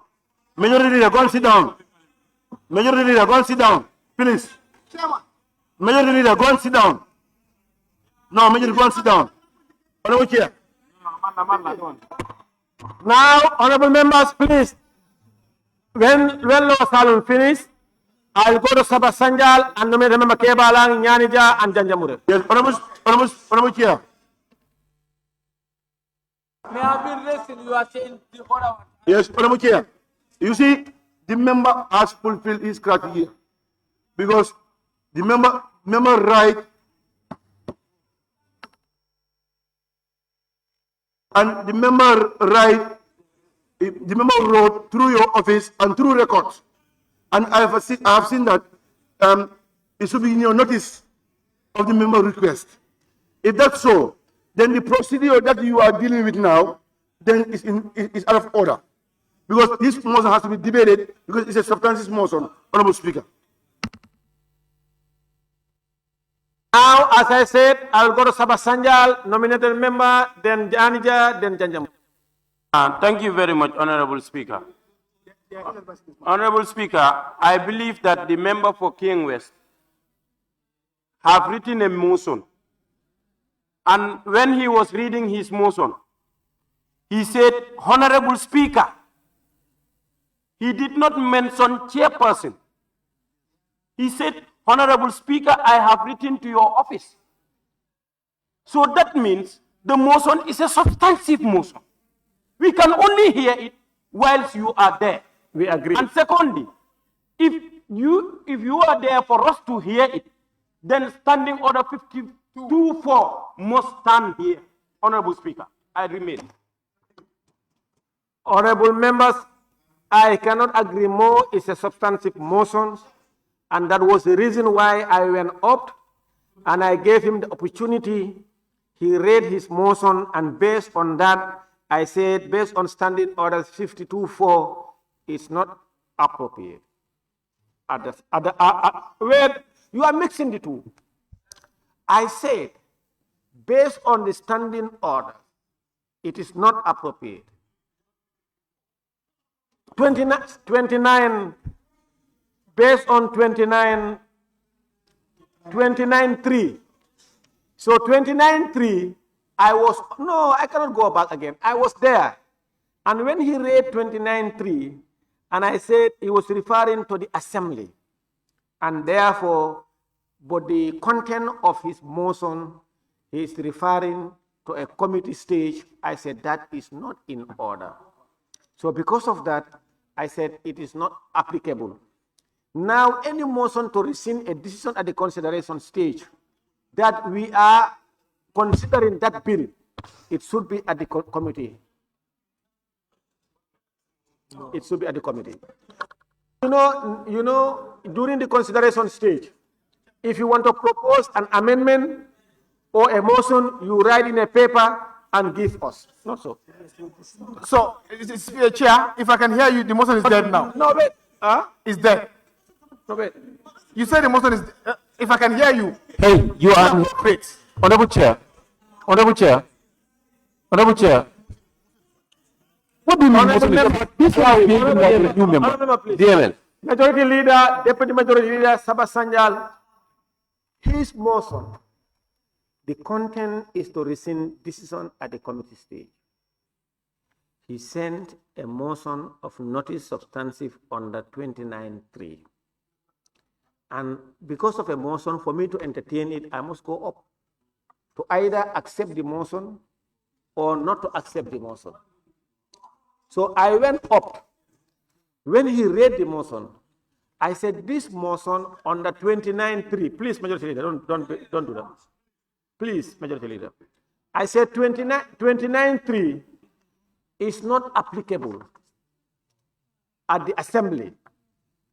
So now that is not applicable at the assembly. We are now back at the committee stage. At committee stage, it's a settled practice. Any member can move a motion proposing to rescind any decision. That's what I said. Now we are here at the committee stage. Now the argument should be centered on not necessarily now a substantive motion also. No. We have not had it there. We cannot debate it there because it's not in line with order 29.3. Order. Because it is not in line with order 29.3. So we cannot debate it there. And here is there. It's the responsibility of the Speaker or Presiding Officer to guide the session. Now we are here. Order, honorable members, order. Member for Pasalu. No, go back to your seat, please. After you can engage. No. Because Majority Leader. No, you people. Majority Leader, please don't do that. All right. Member for Oluno, don't do that. Don't do that. Because your camp is presenting argument. So if I am explaining or make a rule, you must listen. You cannot do that. Because when I make my ruling, it's your camp that will just disrupt and use the mic without even leave of the speaker. Oh, Chair, it's not correct. Now, what I'm saying, we are in a very strange situation. But we all agree that the decision he wants to rescind is on the consideration stage. Let's agree on that. Not so. And consideration stage, to rescind a decision on the consideration stage, while the consideration stage is alive, is at the committee of the whole house, not at the assembly, not so. That is settled. So you cannot say that that decision is wrong. If the decision doesn't favor you, you must accept the fact that it's right. Now we are faced with one thing. Order, please, there. Stop murmuring there. Now, what we are faced with, current session, last session. I want the agreement to be centered on that. Please, don't say motion, go there, this one is wrong. I made a ruling. If you want to challenge my decision, you know what to do. Don't do that. Now, during consideration stages, which is normality, not peculiar, during the current session, if you want to propose either for amendment or to rescind decision, you set a piece of paper and you do it during this session. Now, what is the motion seek to? This motion seek to rescind a decision of a consideration stage. Nyamija Dankunku, please. I want members to Lower Salo, Lower Fuller, Upper Fuller. Sorry. Now, what we are faced with, let's help each other and guide the chair. That's what I don't want people to disrespect the chair. Don't be using, no, please. Just raise your tag. Just raise your tag. I said after that I was going to Sabasanjal. Sabasanjal have met. Now I'm going to nominate a member Kebalang to Nyanija. I will give all of the opportunity. Nominate a member Kebalang. Honorable Chair, having listened to you, I think all you need to do is guide this committee of the whole House, invoking your powers using Order 8.3 and make a decision. Your ruling was right. The motion was not rightly guided. But we all know the intent of the member. The intent of the member is to amend a decision that was done at the committee of the whole House.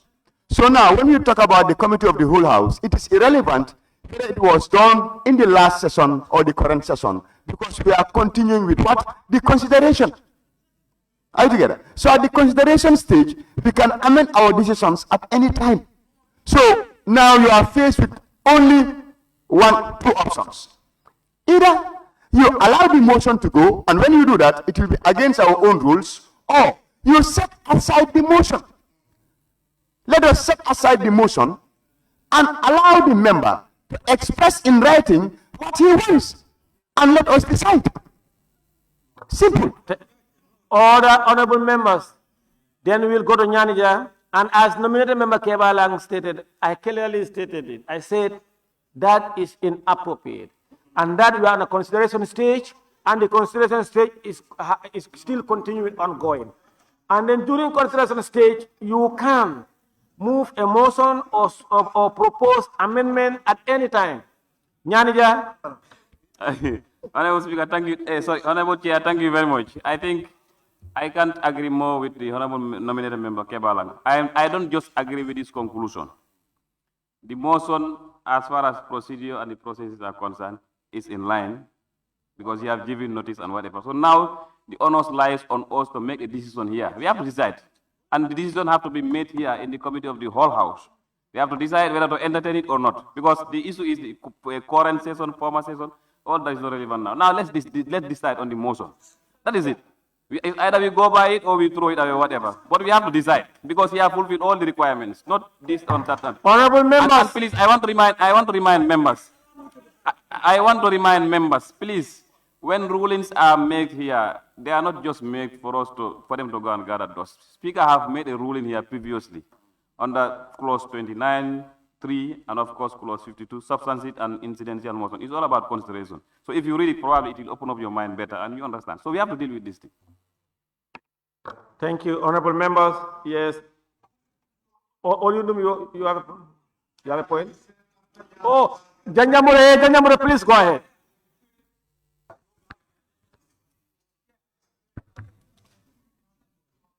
Chair.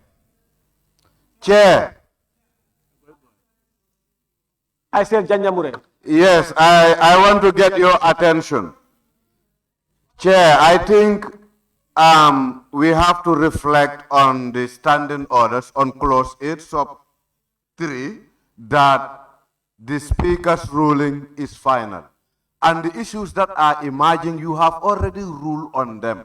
Why should we be dragging around and around and around? Are you not in control of the House? Thank you very much. Thank you. Honorable members, I'm very happy it's coming from him. I have made my ruling, and I said we are on a consideration stage. Any member can move a motion or proposal for amendment at any time. It will be the members of the committee or the assembly to decide yes or no. Now, if the member really want to move a motion for us to rescind that decision is on, yeah.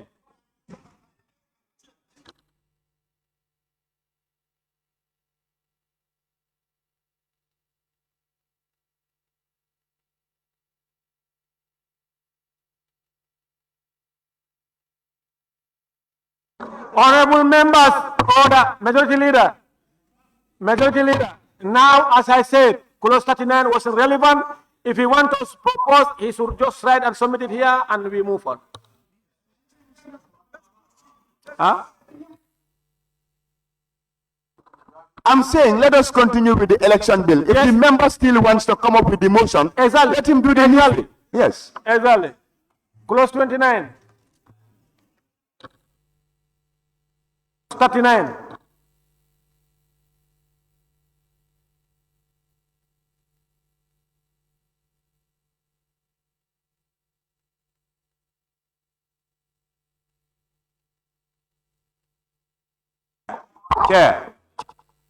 Chair, I want to explain something. You know, this motion, I have moved this motion during consideration. No, we just want to help you here to understand. No.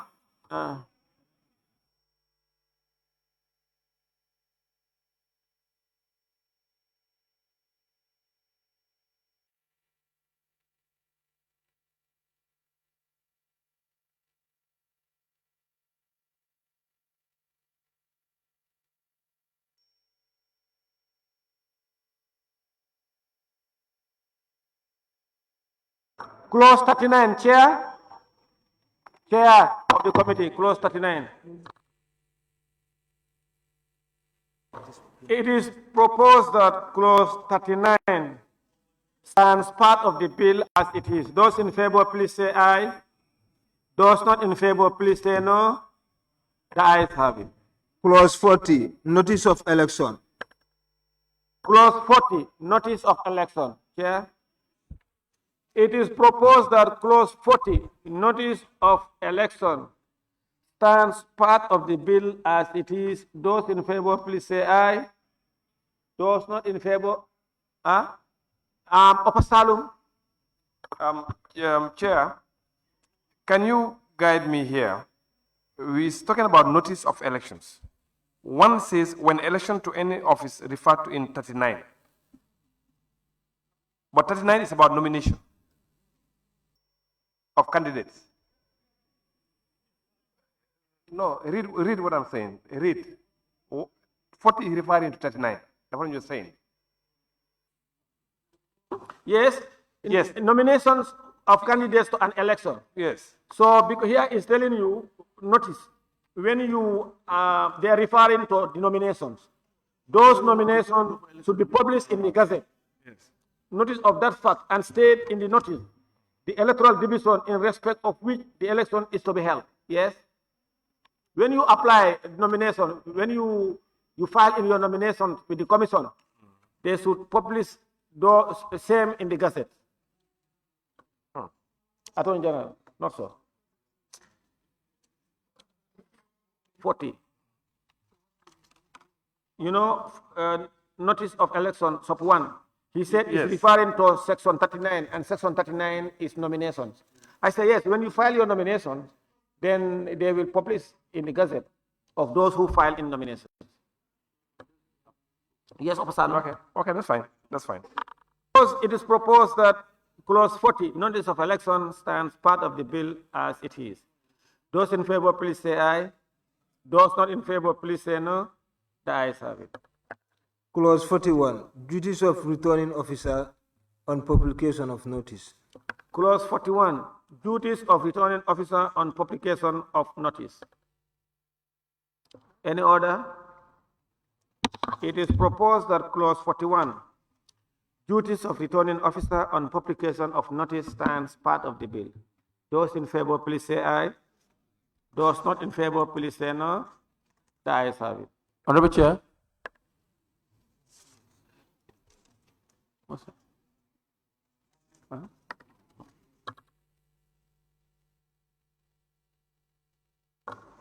Honorable members, I have a proposal from the member for Kiang West. The member for Kiang West is proposing for the Assembly, for this committee to reconsider our decision on clause 14 of the election bill 2021. His proposal is for us to reinstate clause 14 back. We can now allow him to explain. Yes. Yes, Upper Saluk first, yeah? Lower Saluk. Chair, you see, what the member is doing now, that was a ruling by the speaker. Because that very day, somebody write to rescind the decision. He said no. You move it. And he said no. And now you are now intervening again, and that's a ruling. This is why the member write a substantive motion for us to debate it.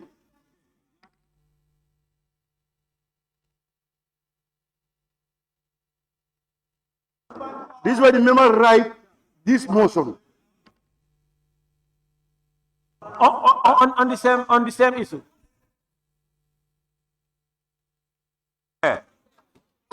Chair.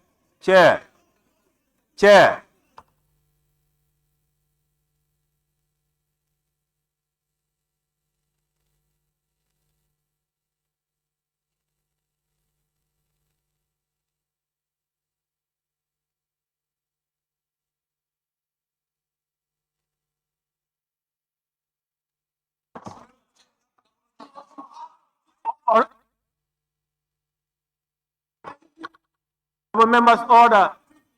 Honorable members, order. Honorable members. Order. Honorable members. You know, order. Order. Honorable members. I don't know. Can you hear me? Order. There is a point of order from Janyamure. Chair, I am still rising on SO8 sub 3 that you have already made a decision and members persist to bring the same issue back. Thank you. You are right. Order sustained. But what he is saying, he said there was a ruling made by a speaker. I just want everybody to listen to me. Honorable members, we know it is lawful for any member to propose a motion at any time, either a committee or the assembly. And speaker or the chair ruling or decision will be based on procedural matters.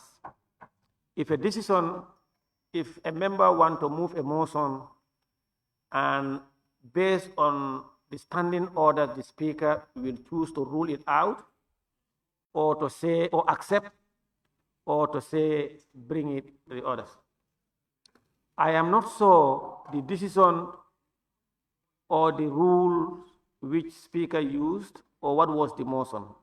I want to hear from Law Salu. Honorable Chair, you see, this clause 14 was very hot debate in this chamber. This clause 14. I think I can remember. Yes, and in fact, I was the chair on that day when we closed 14, but I cannot remember the decision when somebody said something else. Honorable Chair, you see, I have no problem. Honorable Chair. Honorable Chair. Honorable Chair. You see, the chairperson deal with this matter where you were sitting, and there was there was a ruling on it.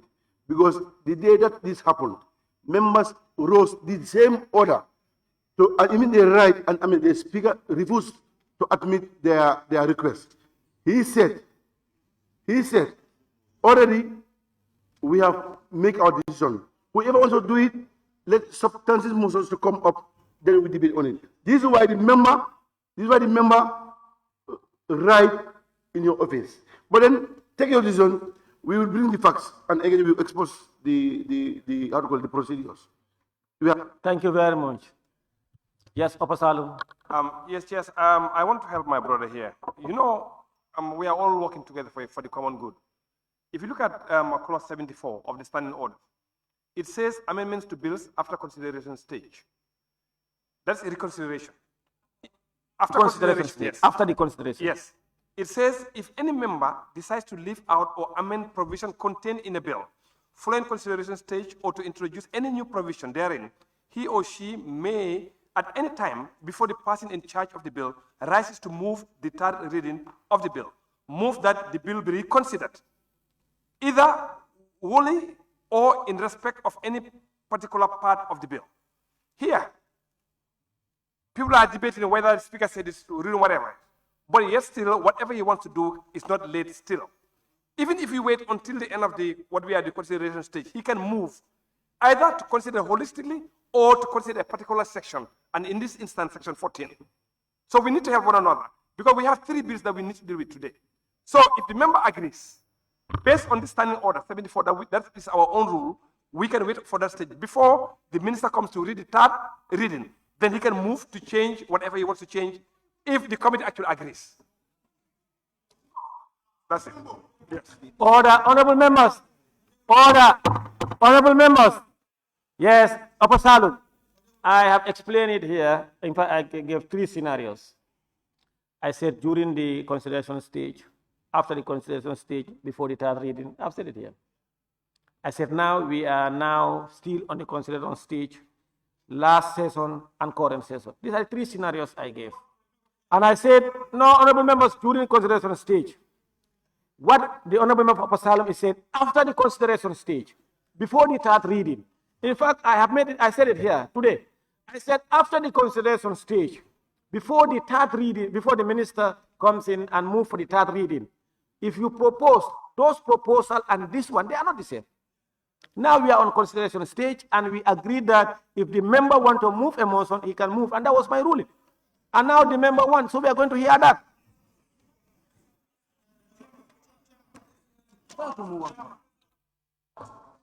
We cannot afford to go like this. Huh?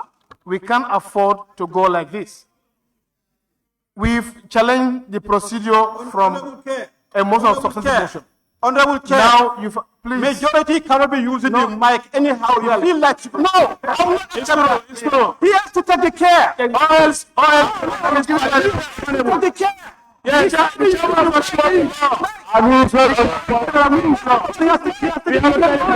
to put up your hand up.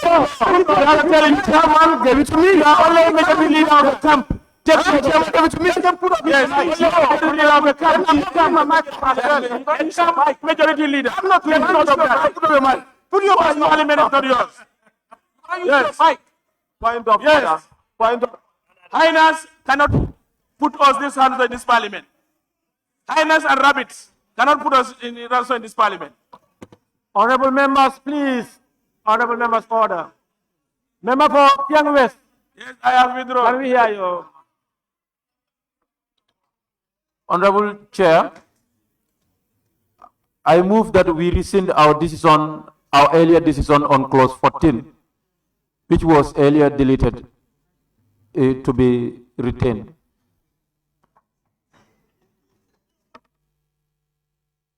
Honorable members, order. Majority leader. Honorable members, majority leader. Majority leader. And majority leader and minority leader. Point of order, Honorable Speaker. There's a point of order from the member Kebalang Fofana. Honorable Speaker, I'm rising on 74-1. And Honorable Speaker, I want you to read 74-1 clearly. clearly. I say I'm rising on 74-1 and I'm really urging your indulgence to read it clearly. Use the aids to interpret it to you before we make a decision that might become a precedent and eventually will be used as a deterrent in this assembly. And I'll read. It says, if any member desires to leave out or amend provisions contained in a bill following consideration stage. Honorable Speaker, any part of the bill that we have considered and accepted in this committee of the whole House have passed the consideration stage. In this case, clause 14 have successfully passed the consideration stage. Order, honorable members. I will proceed. There is a point of order from the member Kebalang Fofana. Or to introduce any provision therein, he or she may at any time before the person in charge of the bill rises to move the third reading of the bill. Which means what we are doing now, there's a time schedule for it. Order. Yes, thank you. And if at all we were doing it at any moment, we were flouting our own rules. There's a time schedule for it, and the intention for that is not out of a vacuum. It's for a purpose. Thank you. And can I proceed? Move that the bill be considered either wholly or in respect only of some particular parts or parts of the bill or some proposed new clauses or a schedule. And 74(2) reads, no notice of a motion for reconsideration of the bill shall be required. All right. Now, thank you. Nominated member Kebalang Fofana. Order, honorable members. I want members to listen. If you don't listen, we'll be repeating and we'll be saying things over and over. At the time, prior to a member of Upper Salum, raised and drew our attention to 74. Stop that. No, you cannot be shouting here if you want to go outside. Honorable members, I am not entertaining this, please. Before member of Upper Salum drew our attention to 74, I stated it here clearly. I said that now there are processes, and I said 3 scenarios. During the consideration stage, current session, and previous session, and also after consideration stage. 74 is saying after the consideration stage is finished, exhausted. In this instant today, the consideration stage is still ongoing, is not finished. Because the consideration stage is ongoing, I am entertaining his motion. On a point of order, Honorable Speaker. Point of order. Yeah, let me rule on his point of order. Now, because when you read it, if any member desires to leave out or amend provision contained in a bill following consideration stage, that's after the consideration stage is finished. Currently, the consideration stage is ongoing. Then it says, or to introduce any new provision therein. He or she may at any time before the person in charge of the bill rises to move the third reading of the bill. Third reading of the bill, when everything is done. Move that the bill be reconsidered either wholly, the entire bill, or in respect only of some particular part or parts of the bill or some proposed new clauses or new schedule. This one is dealing after everything. And you schedule it for the third reading. Before the minister moves for the third reading, and a member want to propose, if that is so, it says to no notice of a motion for reconsideration of a bill shall be required. If a motion under paragraph 1 is agreed to, the bill shall stand referred to the Assembly Business Committee for scheduling of reconsideration stage. And the bill shall not be read a third time until a proceedings or reconsideration have been disposed of. It's very clear. After finishing everything, the entire reconsideration, it is scheduled for third reading. before that the minister read the third reading, you have a proposal for the entire bill to be reconsidered or part or wholly, then there shall be a notice. Before you rule, I just 30 seconds before you rule. Yes, please. Please. Honorable Speaker, I've listened keenly, but it depends on your interpretation of the phrase following the consideration stage. It's after the consideration. I just want to give you an example. That is my own. Okay, I just want to give you an example. What if tomorrow, currently we are at clause 39. What if tomorrow, or even today, later in the day, I come up with a motion to say, let's amend clause 20, let's amend clause 25. Yes. So, no, wait. Honorable member, parliamentary process and procedures are guided.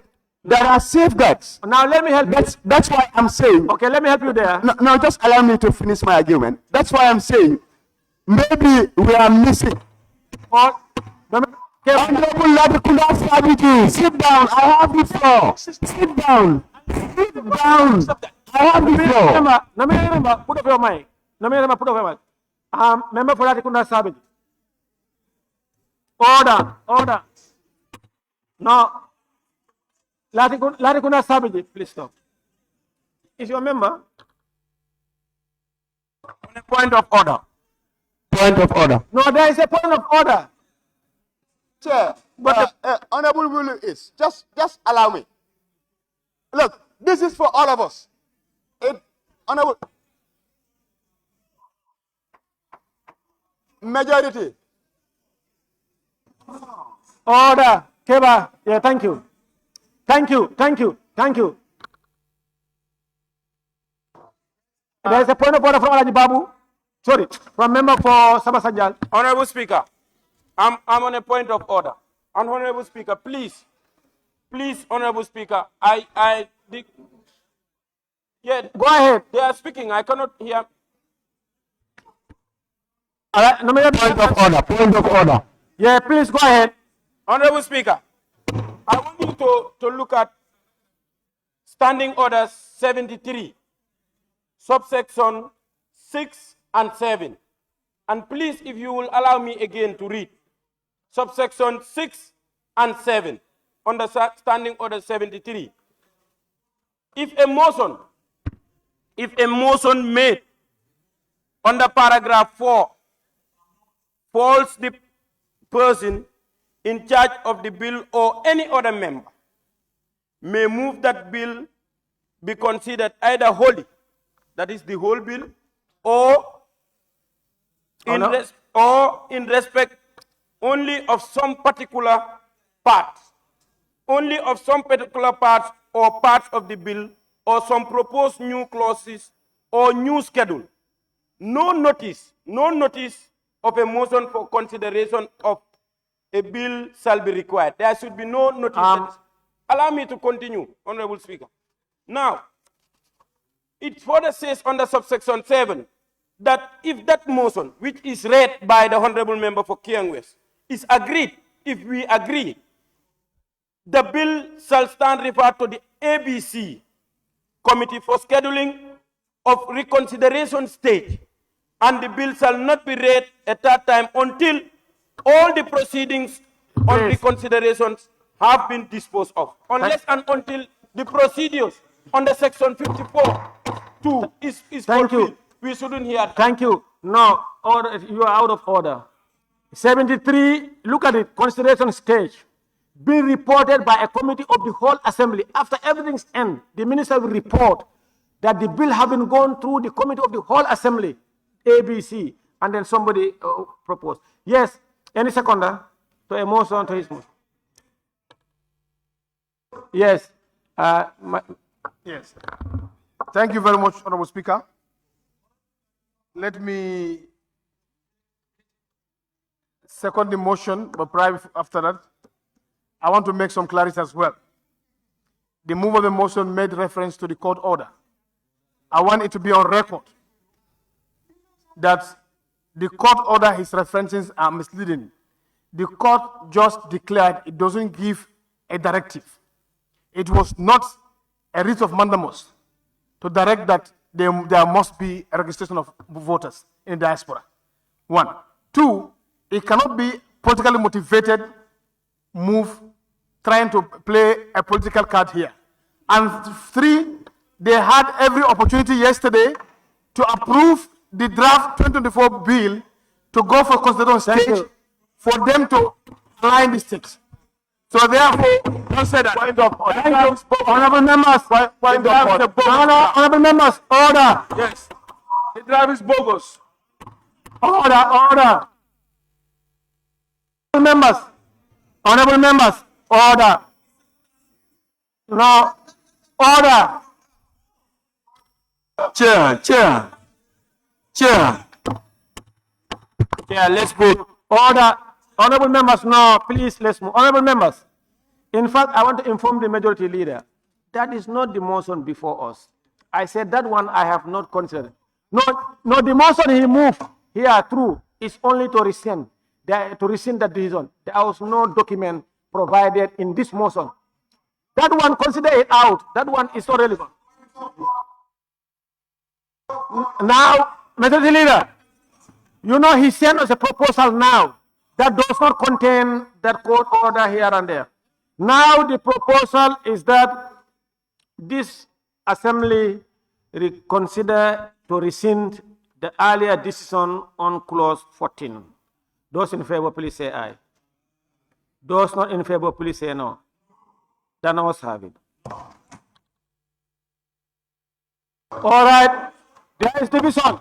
Honorable members, those in support of the proposal for us to rescind the decision on clause 14, raise your tax.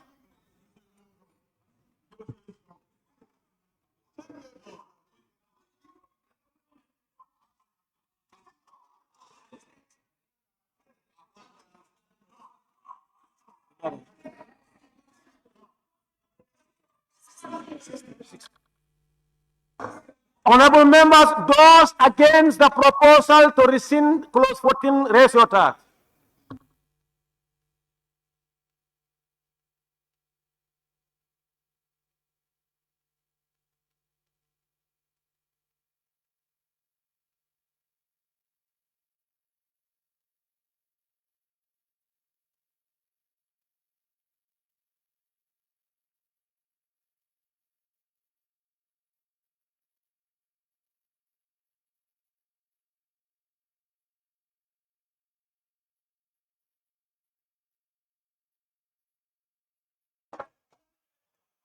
Honorable members, those abstaining, raise your tax. Those abstaining, raise your tax. Abstention, raise your tax.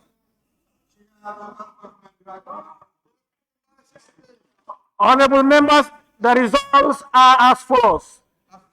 Ayes 16, noes 21, abstention 0. The motion is lost. Honorable Speaker, Honorable Chair, no.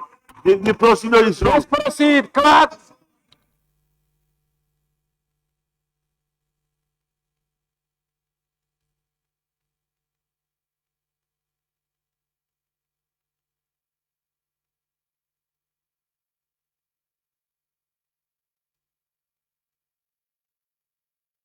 Honorable Chair, observation before you proceed. No.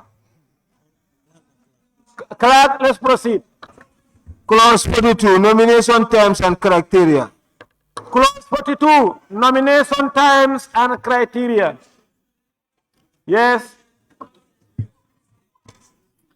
Yes, Chair, 42B.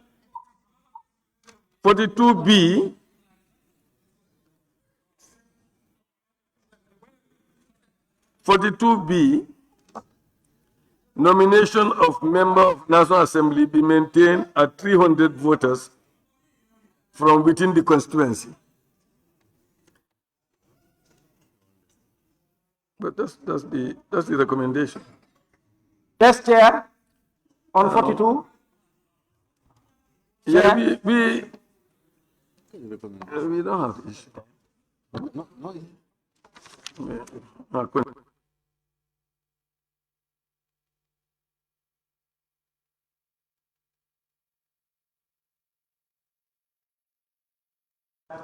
Let's start with 42A.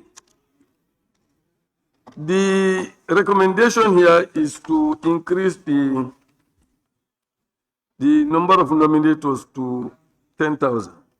42 what? 42A. 42? 42A. 2A. 42 Yes. 2A. Yes. Honorable members, 42 sub 2A. Second line. Instead of 5,000 voters, the recommendation I see here is 10,000 voters of nominators. For president. The idea was to increase the number of nominators. Honorable members, maintain nomination of the candidates. 42 2A. The committee is proposing that for a presidential candidate, for their nomination to be accepted, they must be accompanied with 10,000 signatures instead of 5,000 signatures. But it continue, but at least 500 voters from each administrative area. And then at least instead of 200, 500 voters.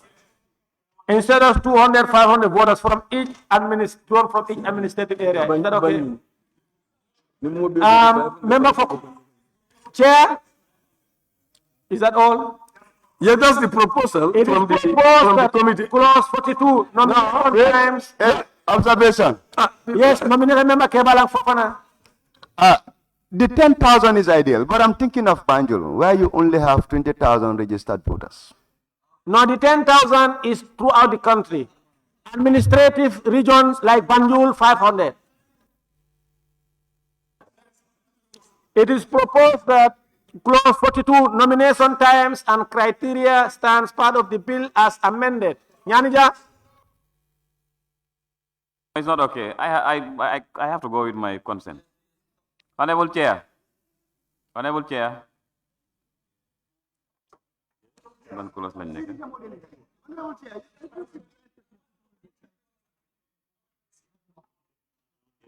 Decide talks.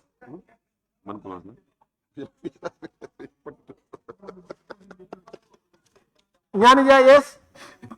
Okay. On clause 42, for the requirement for registered voters for presidential election, 10,000 nationwide. You are saying 5,000 per administrative area. 500 per administrative area. Honorable Chair, if it in Nyanija, if you want to be a president, you can have 500 voters. So it's too small. Honestly, it's too small. 10,000 is small. Administrative area. Entire CRR, not CRR 500. Order now. No, order. Now you are proposing. Nyanija, are you proposing to increase from 10,000 to 20,000? Yes. At least. Let's Chair. 50,000. Put it down and submit.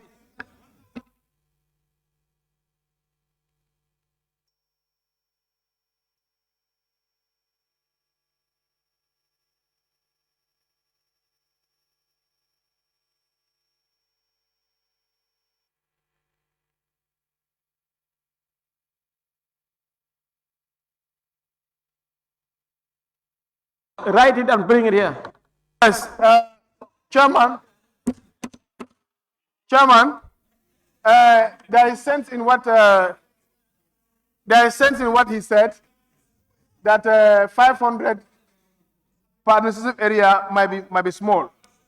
So if we are to increase that cap, I think it's also in line to increase the form as well. The form could be 15,000 and 1,000 for each administrative area. Yes. Yeah. Thank you. Remember, you have a presidential candidate. Chair.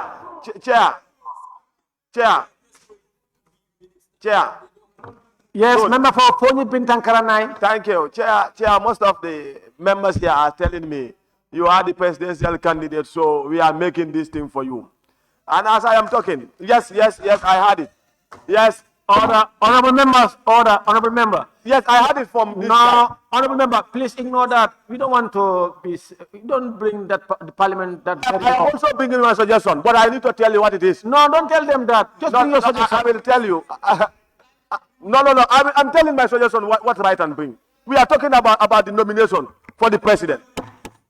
Chair, You know, when we are drawing laws, it's important that we are careful of how we draw laws.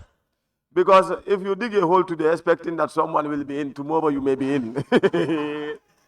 And this law we are talking about, that we are looking at 10,000 nominees, is good for presidency. You understand? 500 from each administrative area. That is a good proposal. But then if you want to take it above that, we need not to consider only today, but we need to consider tomorrow when you are in opposition, which is important. Honorable members, I am not entertaining proposals. We are going to follow strict procedures. If you want to put up any proposal, write and submit it. We have so far, we have one and there's another one on its way. We have two now, one from member for lower. Point of order. Point of order, Honorable Speaker. There is a point of order from member for lower Salem. Orders 104. Declaration of interest in committees. Honorable 1. Before taking part in any committee proceedings, a member shall declare any personal interest that the member or his or her knowledge or a family as is expected to have, which is relevant to those proceedings and might be reasonable, be taught by others' influence and members' contribution. Honorable Speaker, the member, his interest will be declared because he wants to be an aspirant candidate in 2026. He needs to excuse us on our proceedings. Honorable Speaker. Yes.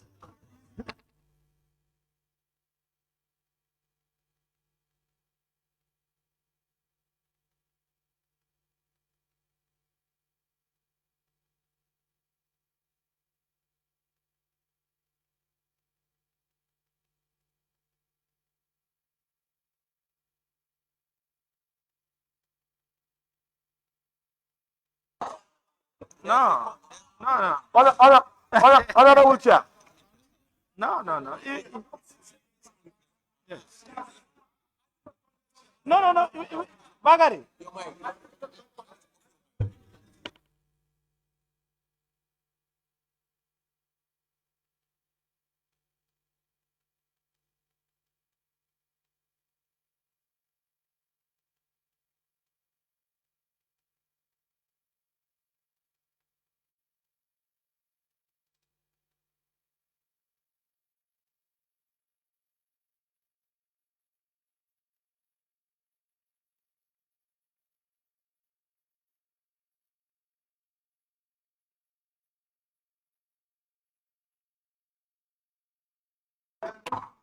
Honorable members, order. There is a point of order. Please allow me to make a ruling.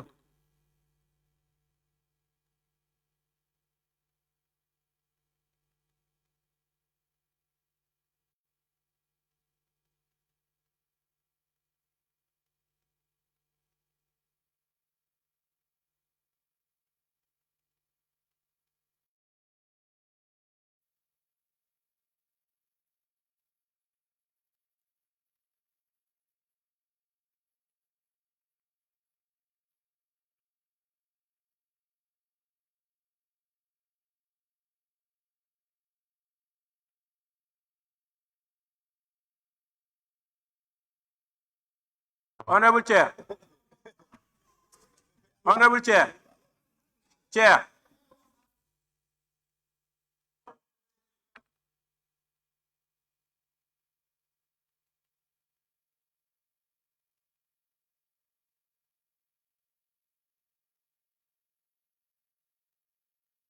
Chair. Honorable members, order. There is a point of order. Order, please. Now the point of order is on order. Where's my order? On order 104. 104. But order, please. Member for Janjambure, don't do that. Please. No. 104. Declaration of interest. Order what? Order 10. Order 104, order 1, and it reads, Honorable Order, please. Majority Leader. Order 104 sub 1 state declaration of interest. Before taking part in any committee proceedings, a member shall declare. Member for the councillor, stop that. Please stop that. Honorable members, before taking part in any committee proceedings, a member shall declare any personal interest that the member, or to his or her knowledge, I'll just rule out your order. And her knowledge, a family member or is expecting to have, which is relevant to those proceedings and might reasonably be brought by orders to influence the member's contribution.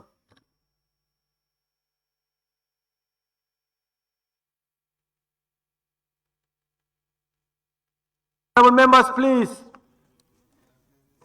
Now,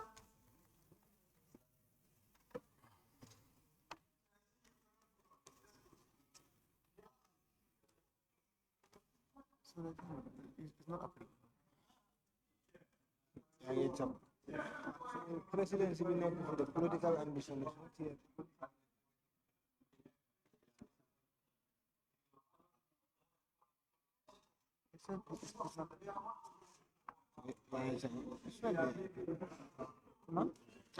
when the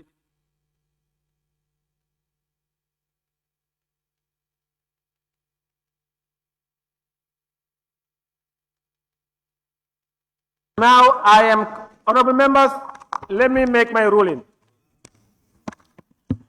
In consideration of 104 clause 1, reading that in tandem with 136 of the standing orders, declaration of interest, the order sought by the member for Lower Salum, a premise on the fact that the member for Fonyi Bintang Karanai is interested in running for president. Therefore, according to the member for Lower Salum, he's recused himself because we are dealing with matters relating to president. This bill deals or is dealing with matters relating to president, parliament, councillors, so on and so forth. Order, please. Order. Order. Don't make any comment. Order, please. So therefore, if we are to ask him to recuse himself, most likely we will go and call farmers who are not qualified to run for office of parliamentary or councillors to come and deal with this bill. Therefore, your order is ruled out. Now we have proposal. We have series of proposals on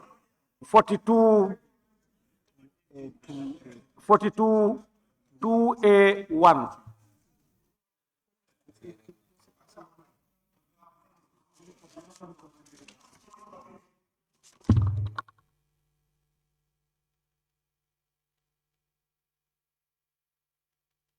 Who? Okay, this one is from Lower Fuladu.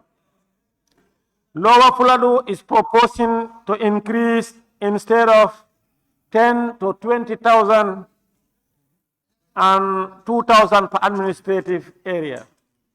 Chair, I want to refer the August Assembly to the 1997 Constitution. Don't do that. Don't do that. You are Don't do that.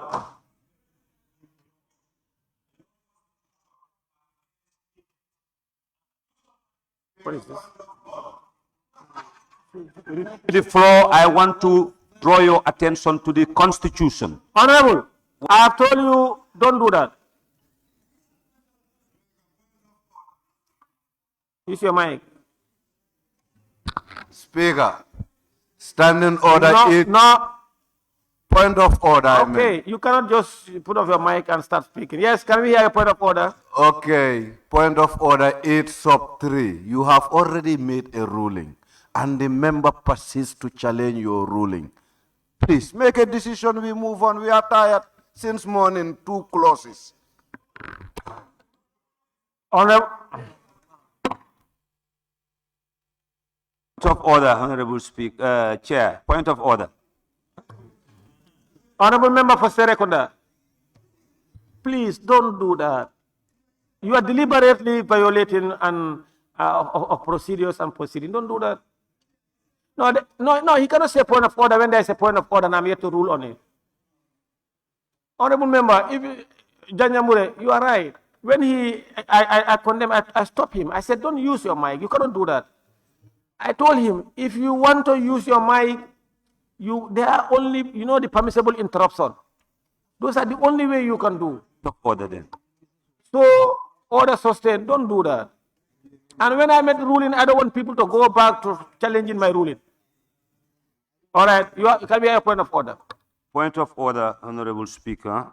As we are dealing with nomination for presidency, and I believe that the drafters of this bill, they were cognizant with the dictates of our Constitution. Section 46, it says, 47, nomination of candidate. A candidate for elections of the office of the president shall or on before nomination satisfy. Where is that one here? No, I have to read it. I just don't want to waste the time of the assembly. Yeah, satisfy the commission that his or her nomination is supported by not less than 5,000 registered voters, consist of not less than 200 from each administrative area, as significant by their signatures or otherwise.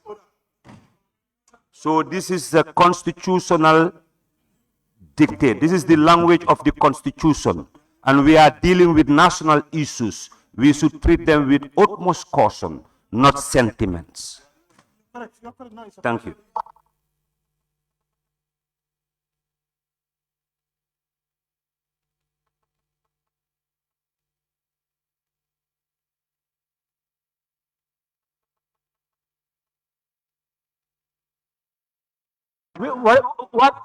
What section is that? That is section 47 of the Constitution. That is telling us you need a constitutional.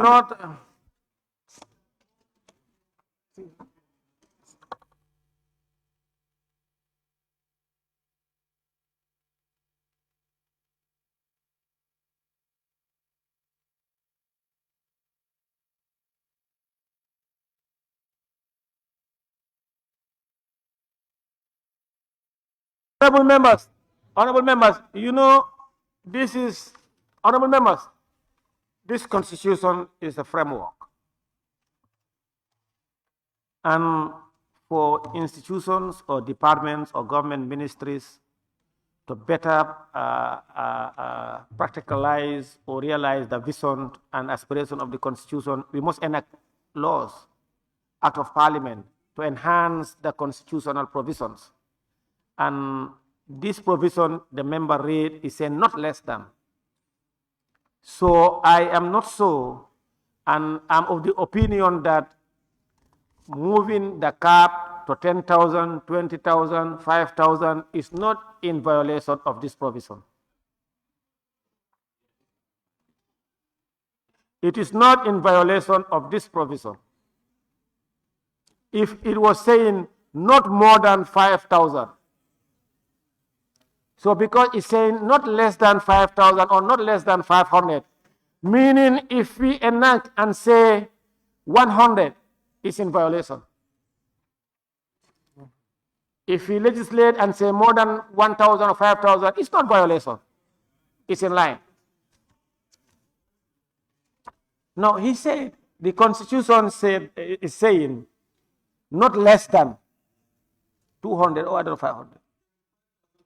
That's what I'm telling him. I said it can be even 100,000. No.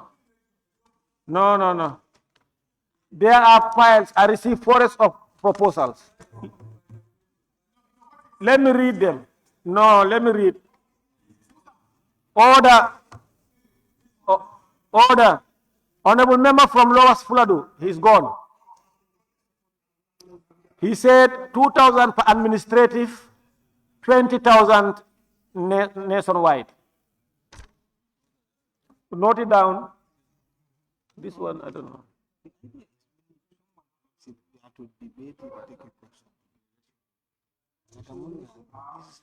This one also is from, this one we cannot read because you have no, he sent 42A, president 20,000, NAM 5,000, mayors and chair 3,000. You have no name, so we cannot accept it.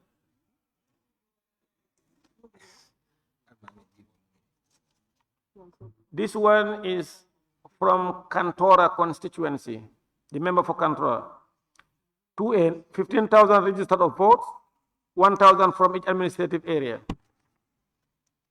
It's just maintaining the same proposal with the committee, so you can read that out. What is the committee's proposal? Then the member for Fonye Councillor is proposing a suggestion that we maintain the committee's proposal of 10,500. This one from Nyanija, clause 442 sub 2A, I propose 1,000 votes from each administrative area. This one is from an anonymous, I'm not going to read it.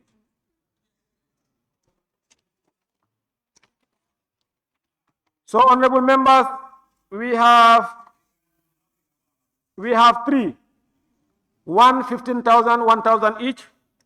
Nyanija and Cantora, they all agree 1,000 each. The member for Lower Fuladu West, 2,000, 20,000. Honorable members.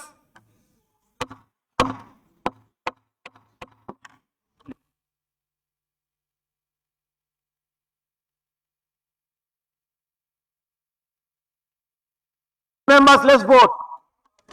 Honorable members, let's vote. A proposal from member for Lower Fuladu West, 2,000 per administrative area and 20,000 nationwide. It is proposed that... No, I withdraw my proposal. Withdrawn. Now we have two proposals. One from member for Nyanija, 1,000, and member for Cantora, 1,000. Per administrative area, and Cantora is suggesting 15,000 nationwide. Nyanija? Okay, I'm withdrawing. Chair.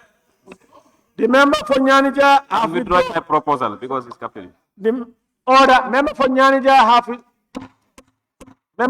have withdrawn and is in support of Cantora. Now we have only one proposal. No, Chair. How about mine? Chair. Okay, yes. And Chair. the committee proposals. Each administrative area.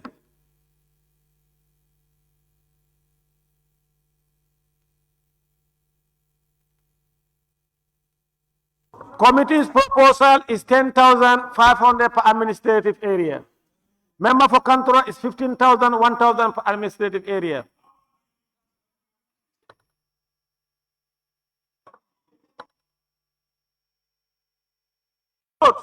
It's my right to hear my proposal.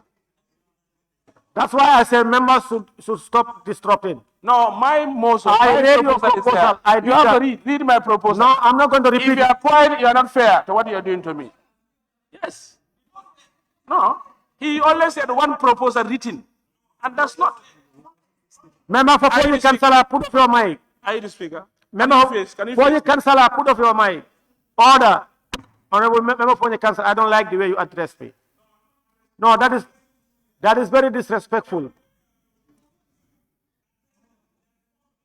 Order. Fonye Councillor, stop that. Honorable members, order. Member for Fonye Councillor, I have high respect for you, but you are disrespecting. I read your proposal to everybody. You were disturbing this chamber. Of course. Don't do that. Now the proposal from the committee is 10,500 per administrative region. From Kantora, supported by Nyanija and Law for the West, 15,000. You cannot dictate me. 15? No, that's what they said. No, they forwarded proposals. Nyanija and Kantora, they were all similar on the administrative. He said he's withdrawing in support of the Kantora. And then Law for the West also, there are some, of course, differences. He said he's withdrawing for Kantora. So please, there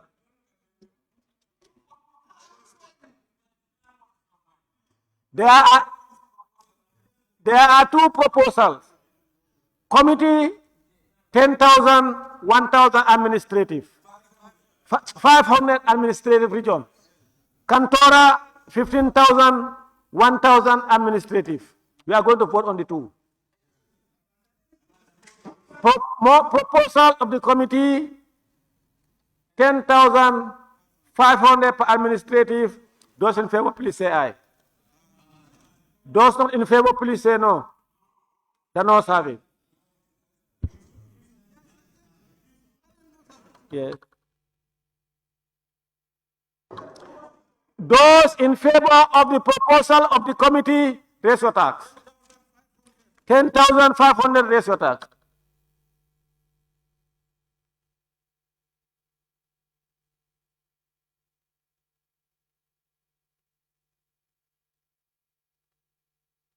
Those against the proposal, raise your tax.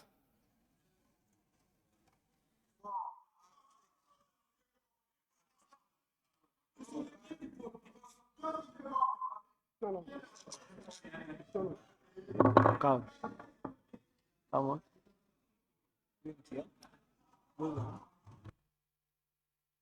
Those abstention, raise your tax on the proposal of the committee. Abstention 0. The results is as follows. Ayes 12, noes 20, abstention 0. The proposal is lost. Now, proposal from the member for Kantora, order, Deputy Majority Leader and Majority Leader. From Kantora, 15,000 nationwide, 1,000 each administrative area. Those in favor, please raise your hand. Those in favor, please say aye. Those not in favor, please say no. The ayes have it. There is division.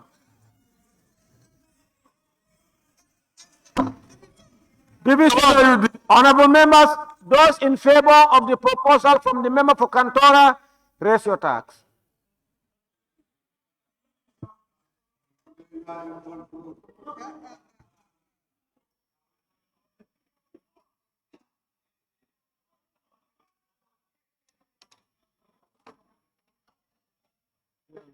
Those not in favor, please raise your tax.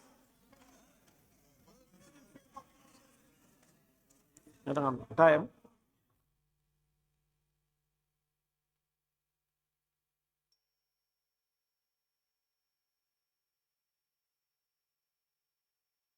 Those abstaining, raise your tax. The results.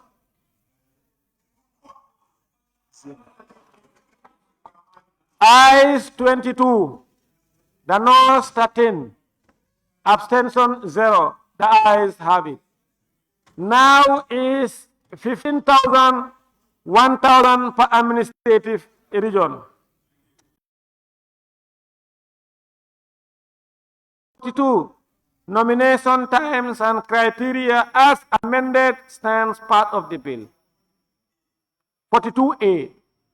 Do you have any order? Yes. Do you have any order on 42? 42B, yes.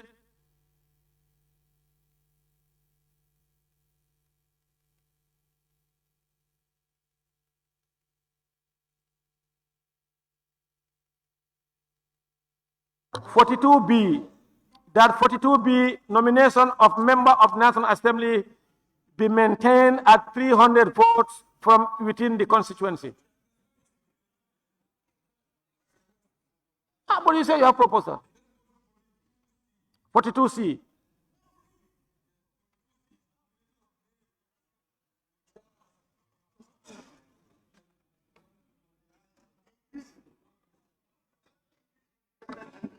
For mayor and chairpersons. Are you reducing or you're increasing?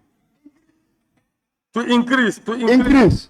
You increase for the president, increase for yourself.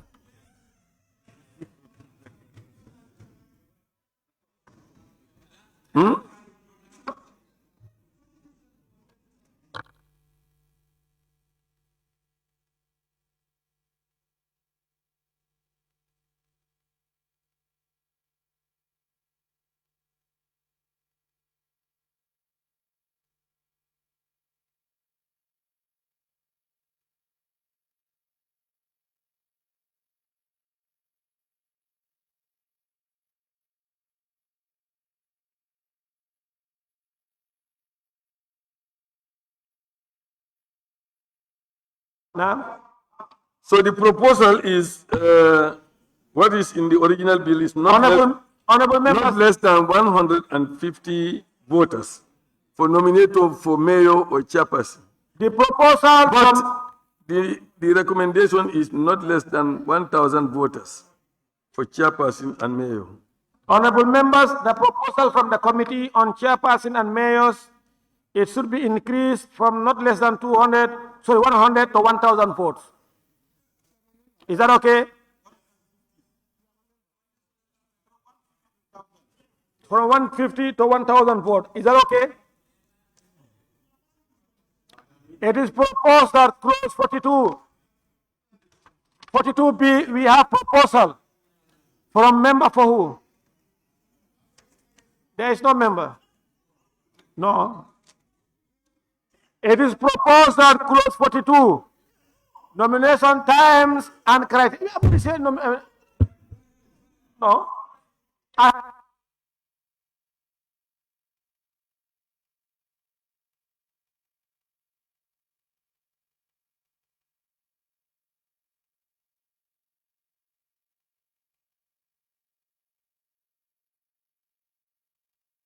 There is proposal from Olyundum.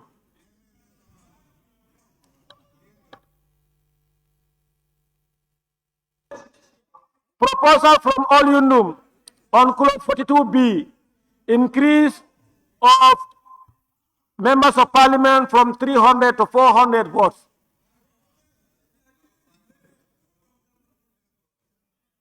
After we finish all, we vote. When we finish all 42, we vote.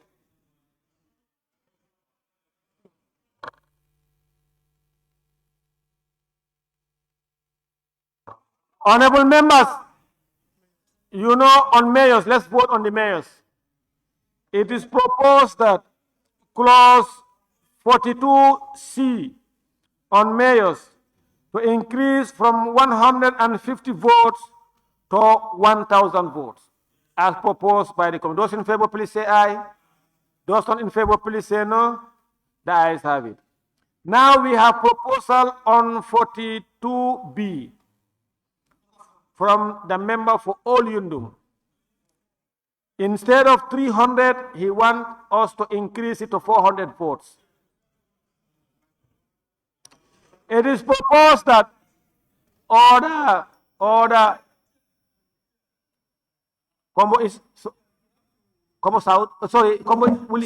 we have to remember that some constituencies are very small. For example, Janjambure, which is a village. So if we want two candidates to get 400, that is a problem. We have to be considerate. Janjambure has over 1,600. We cannot just put 400 is too much. Honorable members, you see, we are making laws, and according to the Constitution, most of these things, you must not unreasonably restrict people. And Janjambure is about 1,600 votes. Order 1,800, 1,600.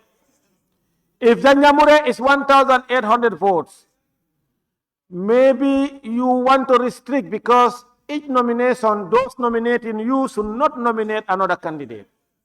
In the absence, you have 5 candidates. 400 by 5, that's out of it.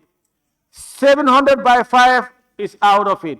You are unreasonably restricting them from contesting election for the constituency of Janjambure. Chairman, Honorable Chairman, Chairman. Yes, nominated member Kebalang Fofana. Chairman, I wanted to agree with you, but I don't know what you mean by restriction. Does the Constitution give us any standard as to how many people can come out to be aspiring candidates? You know, the Constitution under Section 26 gives rights to every citizen to participate. In fact, when you look at the Bill of Rights, to participate in election, to vote, no, just put off your mic, vote or be voted in.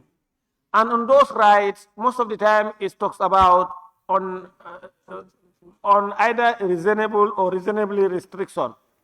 So if you put that here, you are unreasonably restricting people to contest for election for some constituencies. For instance, Janjambure. Yes, that might not be in line with the constitutional aspiration. That's where I do not agree, because it depends on our intent. It depends on the intent. Whenever you make laws, let me just come. Whenever you make laws, you are restricting people. I think that needs to be clear. Laws are there to serve as deterrents. Now, what we need to ask ourselves is, are we making these laws, or are we increasing the requirements for nominations to bar others from contesting or not? No, the intent. And let me learn. And clearly, Honorable Chair, our intent is not to stop people from contesting. So there is no unreasonable restriction here. Wherever a law cannot restrict a person or deter them from doing other things, then it doesn't serve any purpose anymore. So for me, like the increment from 300 to 400, that one is justified. I'm not seeing any unreasonable restriction there. Because now, if I told Janjambure, it's 1,800 votes, registered votes, which means you cannot go above 6. Whereas in other consequences, you can even have 10, 11, or 13. So it means even the 300 is restricting people.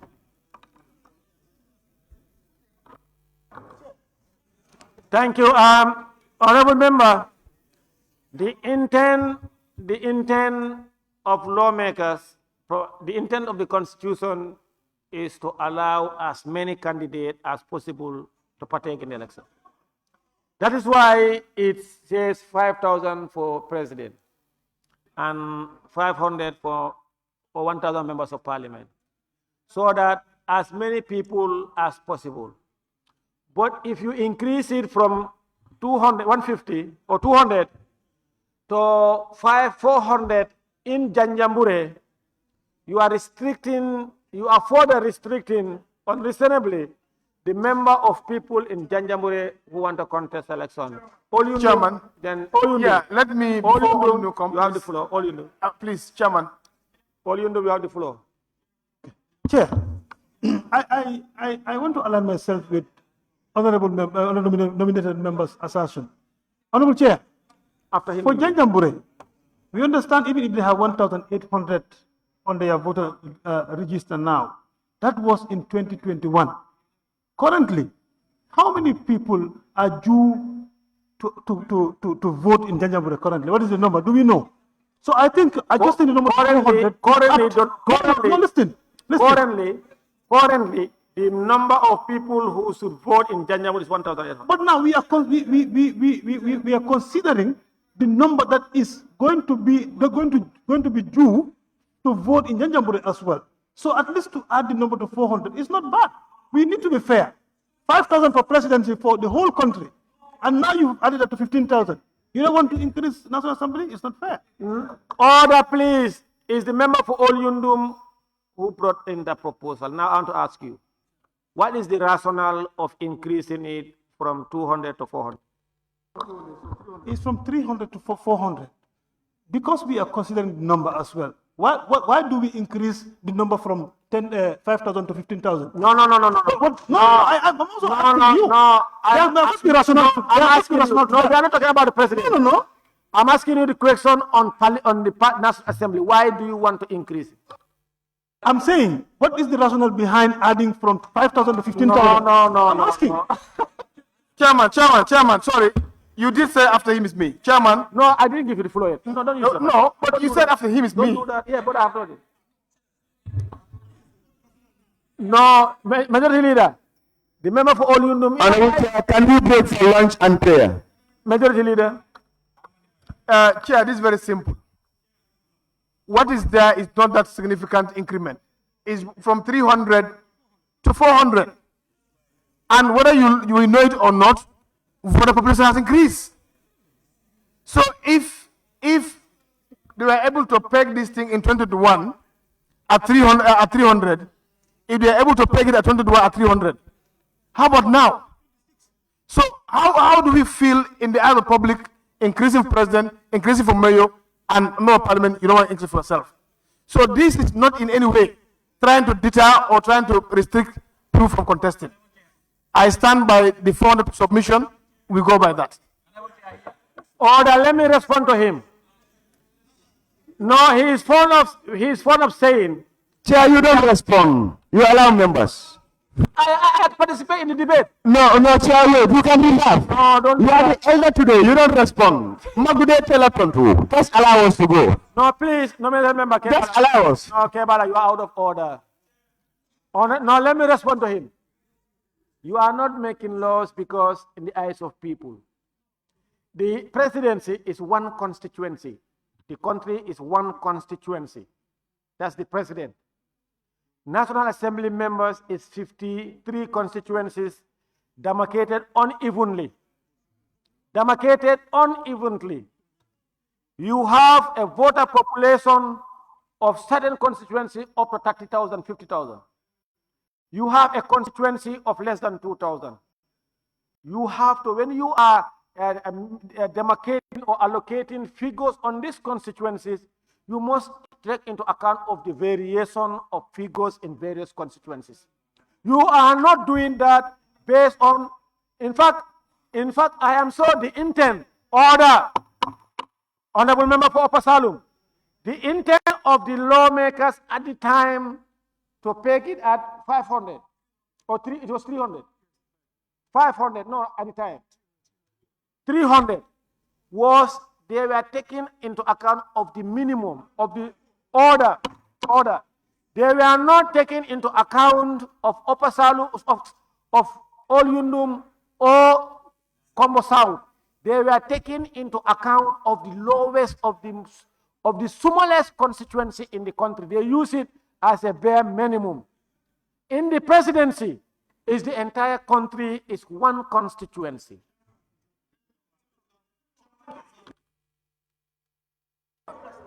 Chairman, can I observe you, please?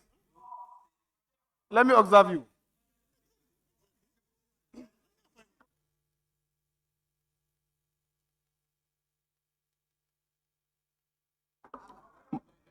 Motion. Yes, Upper Salum. Yes, Honorable Chair, the best thing to do is to do a percentage wise. Percentage is better. When you do a Motion. No, wait, I'm talking. Chair, Chair, tell Majority to go sit down. Tell him to go sit down or send him out. Majority Leader and Okantora. Member for Kantora and Majority Leader, take your seat. Yeah, Chair. I think in all honesty, having a figure of 400 or 500 or 200 is not advisable. The best is percentage-wise. When you do a percentage, for example, you say 10% of the registered voters in your constituency. Whether you go Upper Salum, Combo North, Combo South, or Janjambure, 10% is 10%. However, the 10% will be very different in each constituency. If you do 10% in January, for example, just an example, of 1,000 voters, 10% is 100 registered voters. If you go to Combo Olindum, you do 10% in Olindum, it's about 4,200 votes. You do 10% in Lower Salo, for example, you have 900. I think percentage-wise, it's better than a number. Honorable, you still restrict people. In fact, that is absolute restriction. Yes.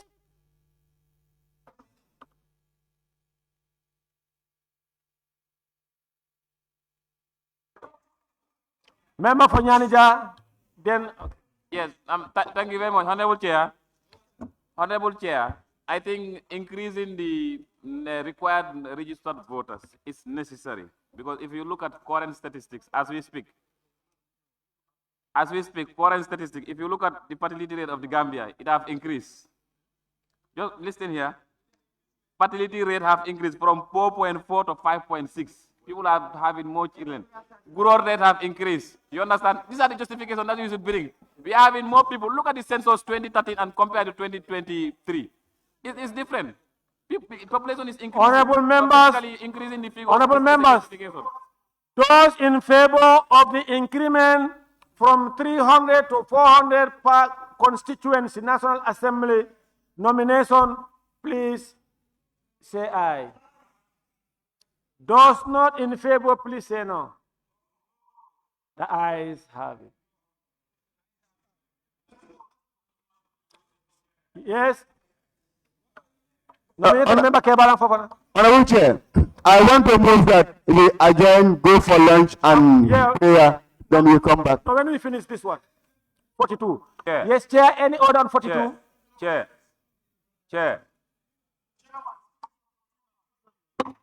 Chairman, any order on 42? Nomination of mayors and chairperson, but that one is voted on.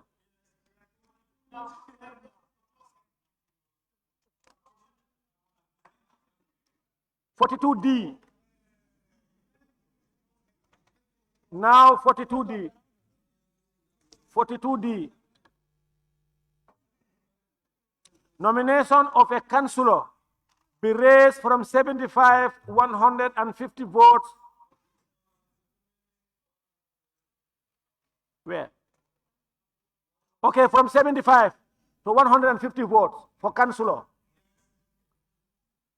That's okay.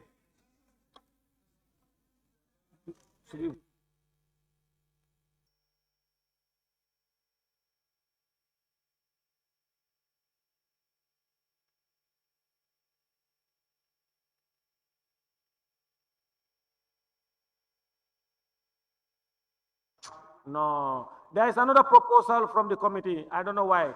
That contact telephone numbers of voters shall be provided. How about if you don't have telephone number? No, that one committee. Chair, yes, on your this proposal, telephone numbers to be provided.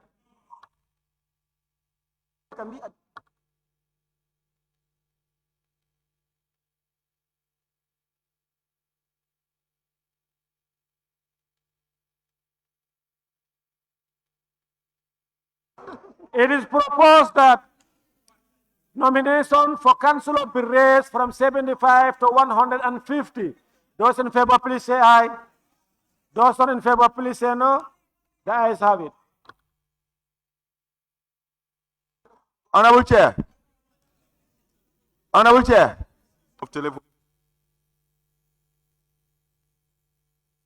Honorable Chair.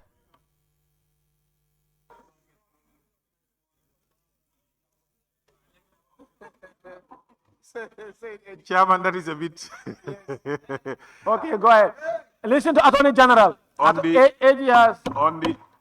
the issue of the telephone numbers that the committee proposes, it serves a purpose.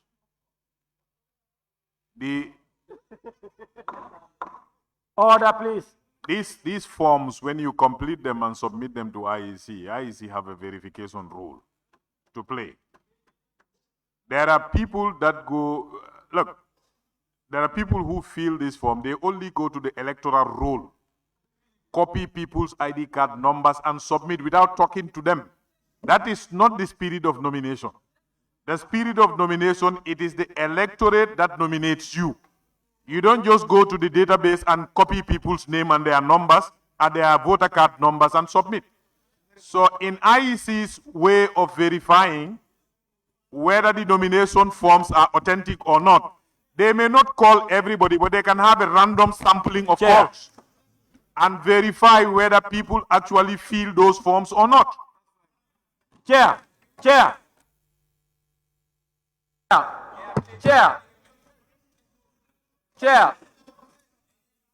No, man, this is something. I'm voting amongst the people. Honorable Chair. Honorable Chair. Chair. Chair.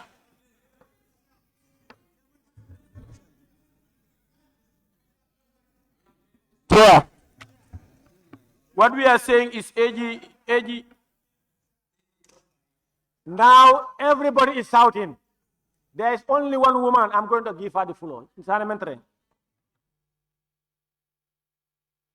Honorable Chair, I think I definitely concur with the suggestion of the Honorable Minister. But then also, again, people might give the same number, or they might give a number whom they come from the same family. For example, from a house where one person's number will be a telephone number that might be existing, that, you know, if anybody wants to call them, to contact them, of course, yes. So I don't think that is feasible here, because a family house can be using only one telephone number, and who are all qualified to nominate someone. Thank you. Honorable members, order. Now, when you go to Salikenye, you have so many people, some old men or some people going to the booth. They don't have mobile phones, but they have voter card. They don't have telephone numbers.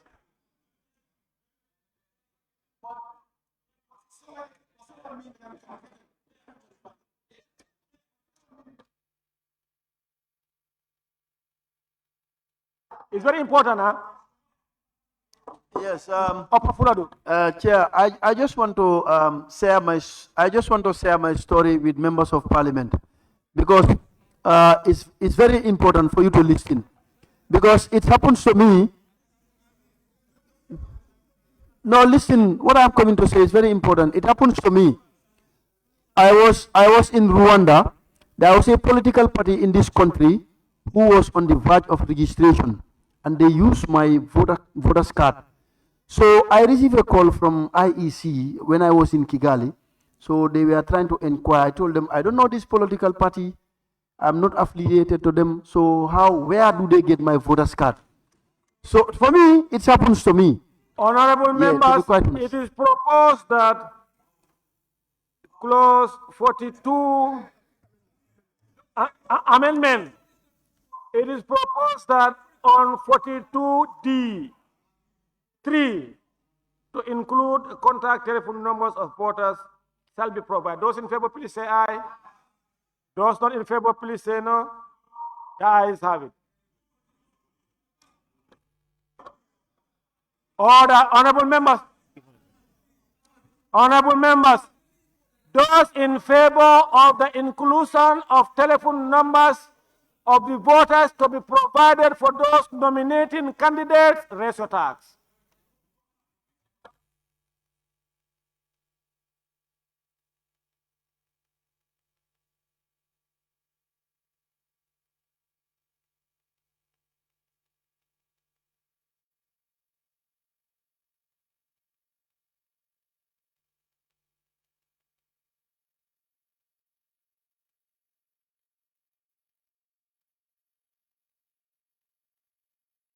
Honorable members, those against the provision of number of telephone numbers to voters nominating candidates, raise your hands.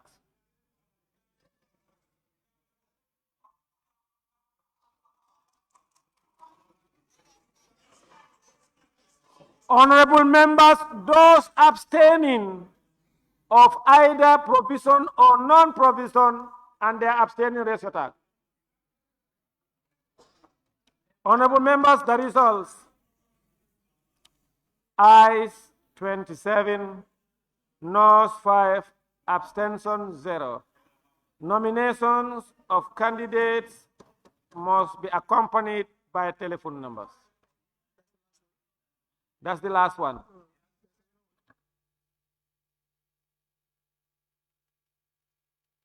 The committee on 40 years committee, chair. I don't know whether you, committee is. There is 42-4 to be deleted. Committee chair, what is your proposal? On your report, look at your report, your own report.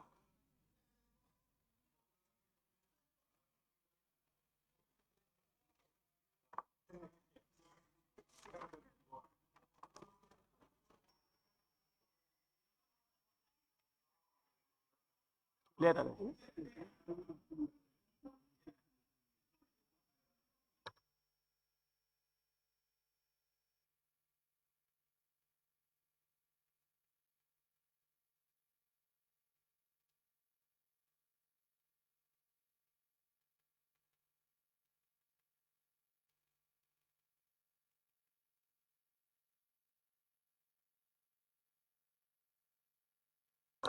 Chair, you are not clear of this one. We delete that one. Which one? 42-4. It's our recommendation. Oh, look. 42-4, the commission shall by notice publish in the Gazette. Yes. Provided a list. The recommendation of the committee is to delete 42-4. Yes. And 42-4 read, the commission shall by notice publish in the Gazette provide a list of voters nominated a candidate under subsection 2 for public scrutiny. Why?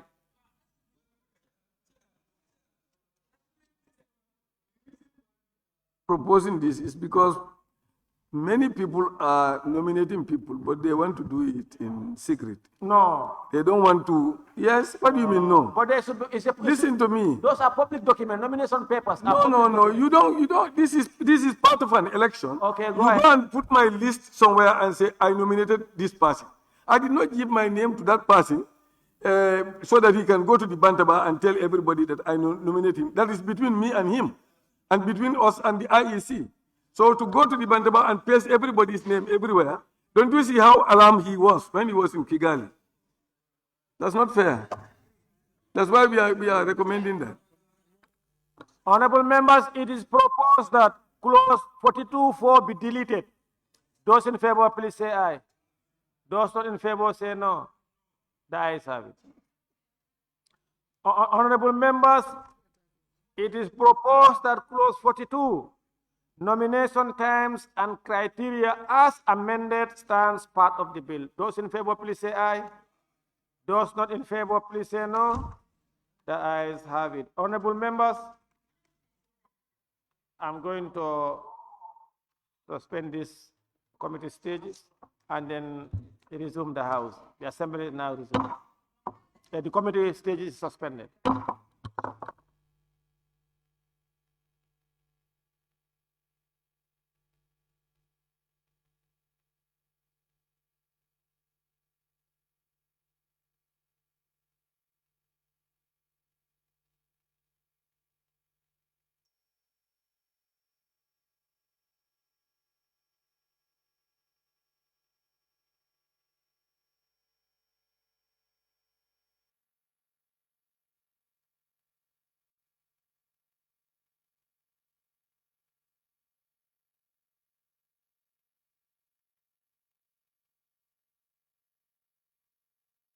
The Assembly now resumes. Honorable members, it's 4 minutes past 3 p.m. It's a good time for us to break for lunch and prayer and stretch our legs and then return fresh. How many, minority, majority leader? 1 hour? 4 o'clock. 4. We shall resume business by 4 p.m. The assembly is suspended.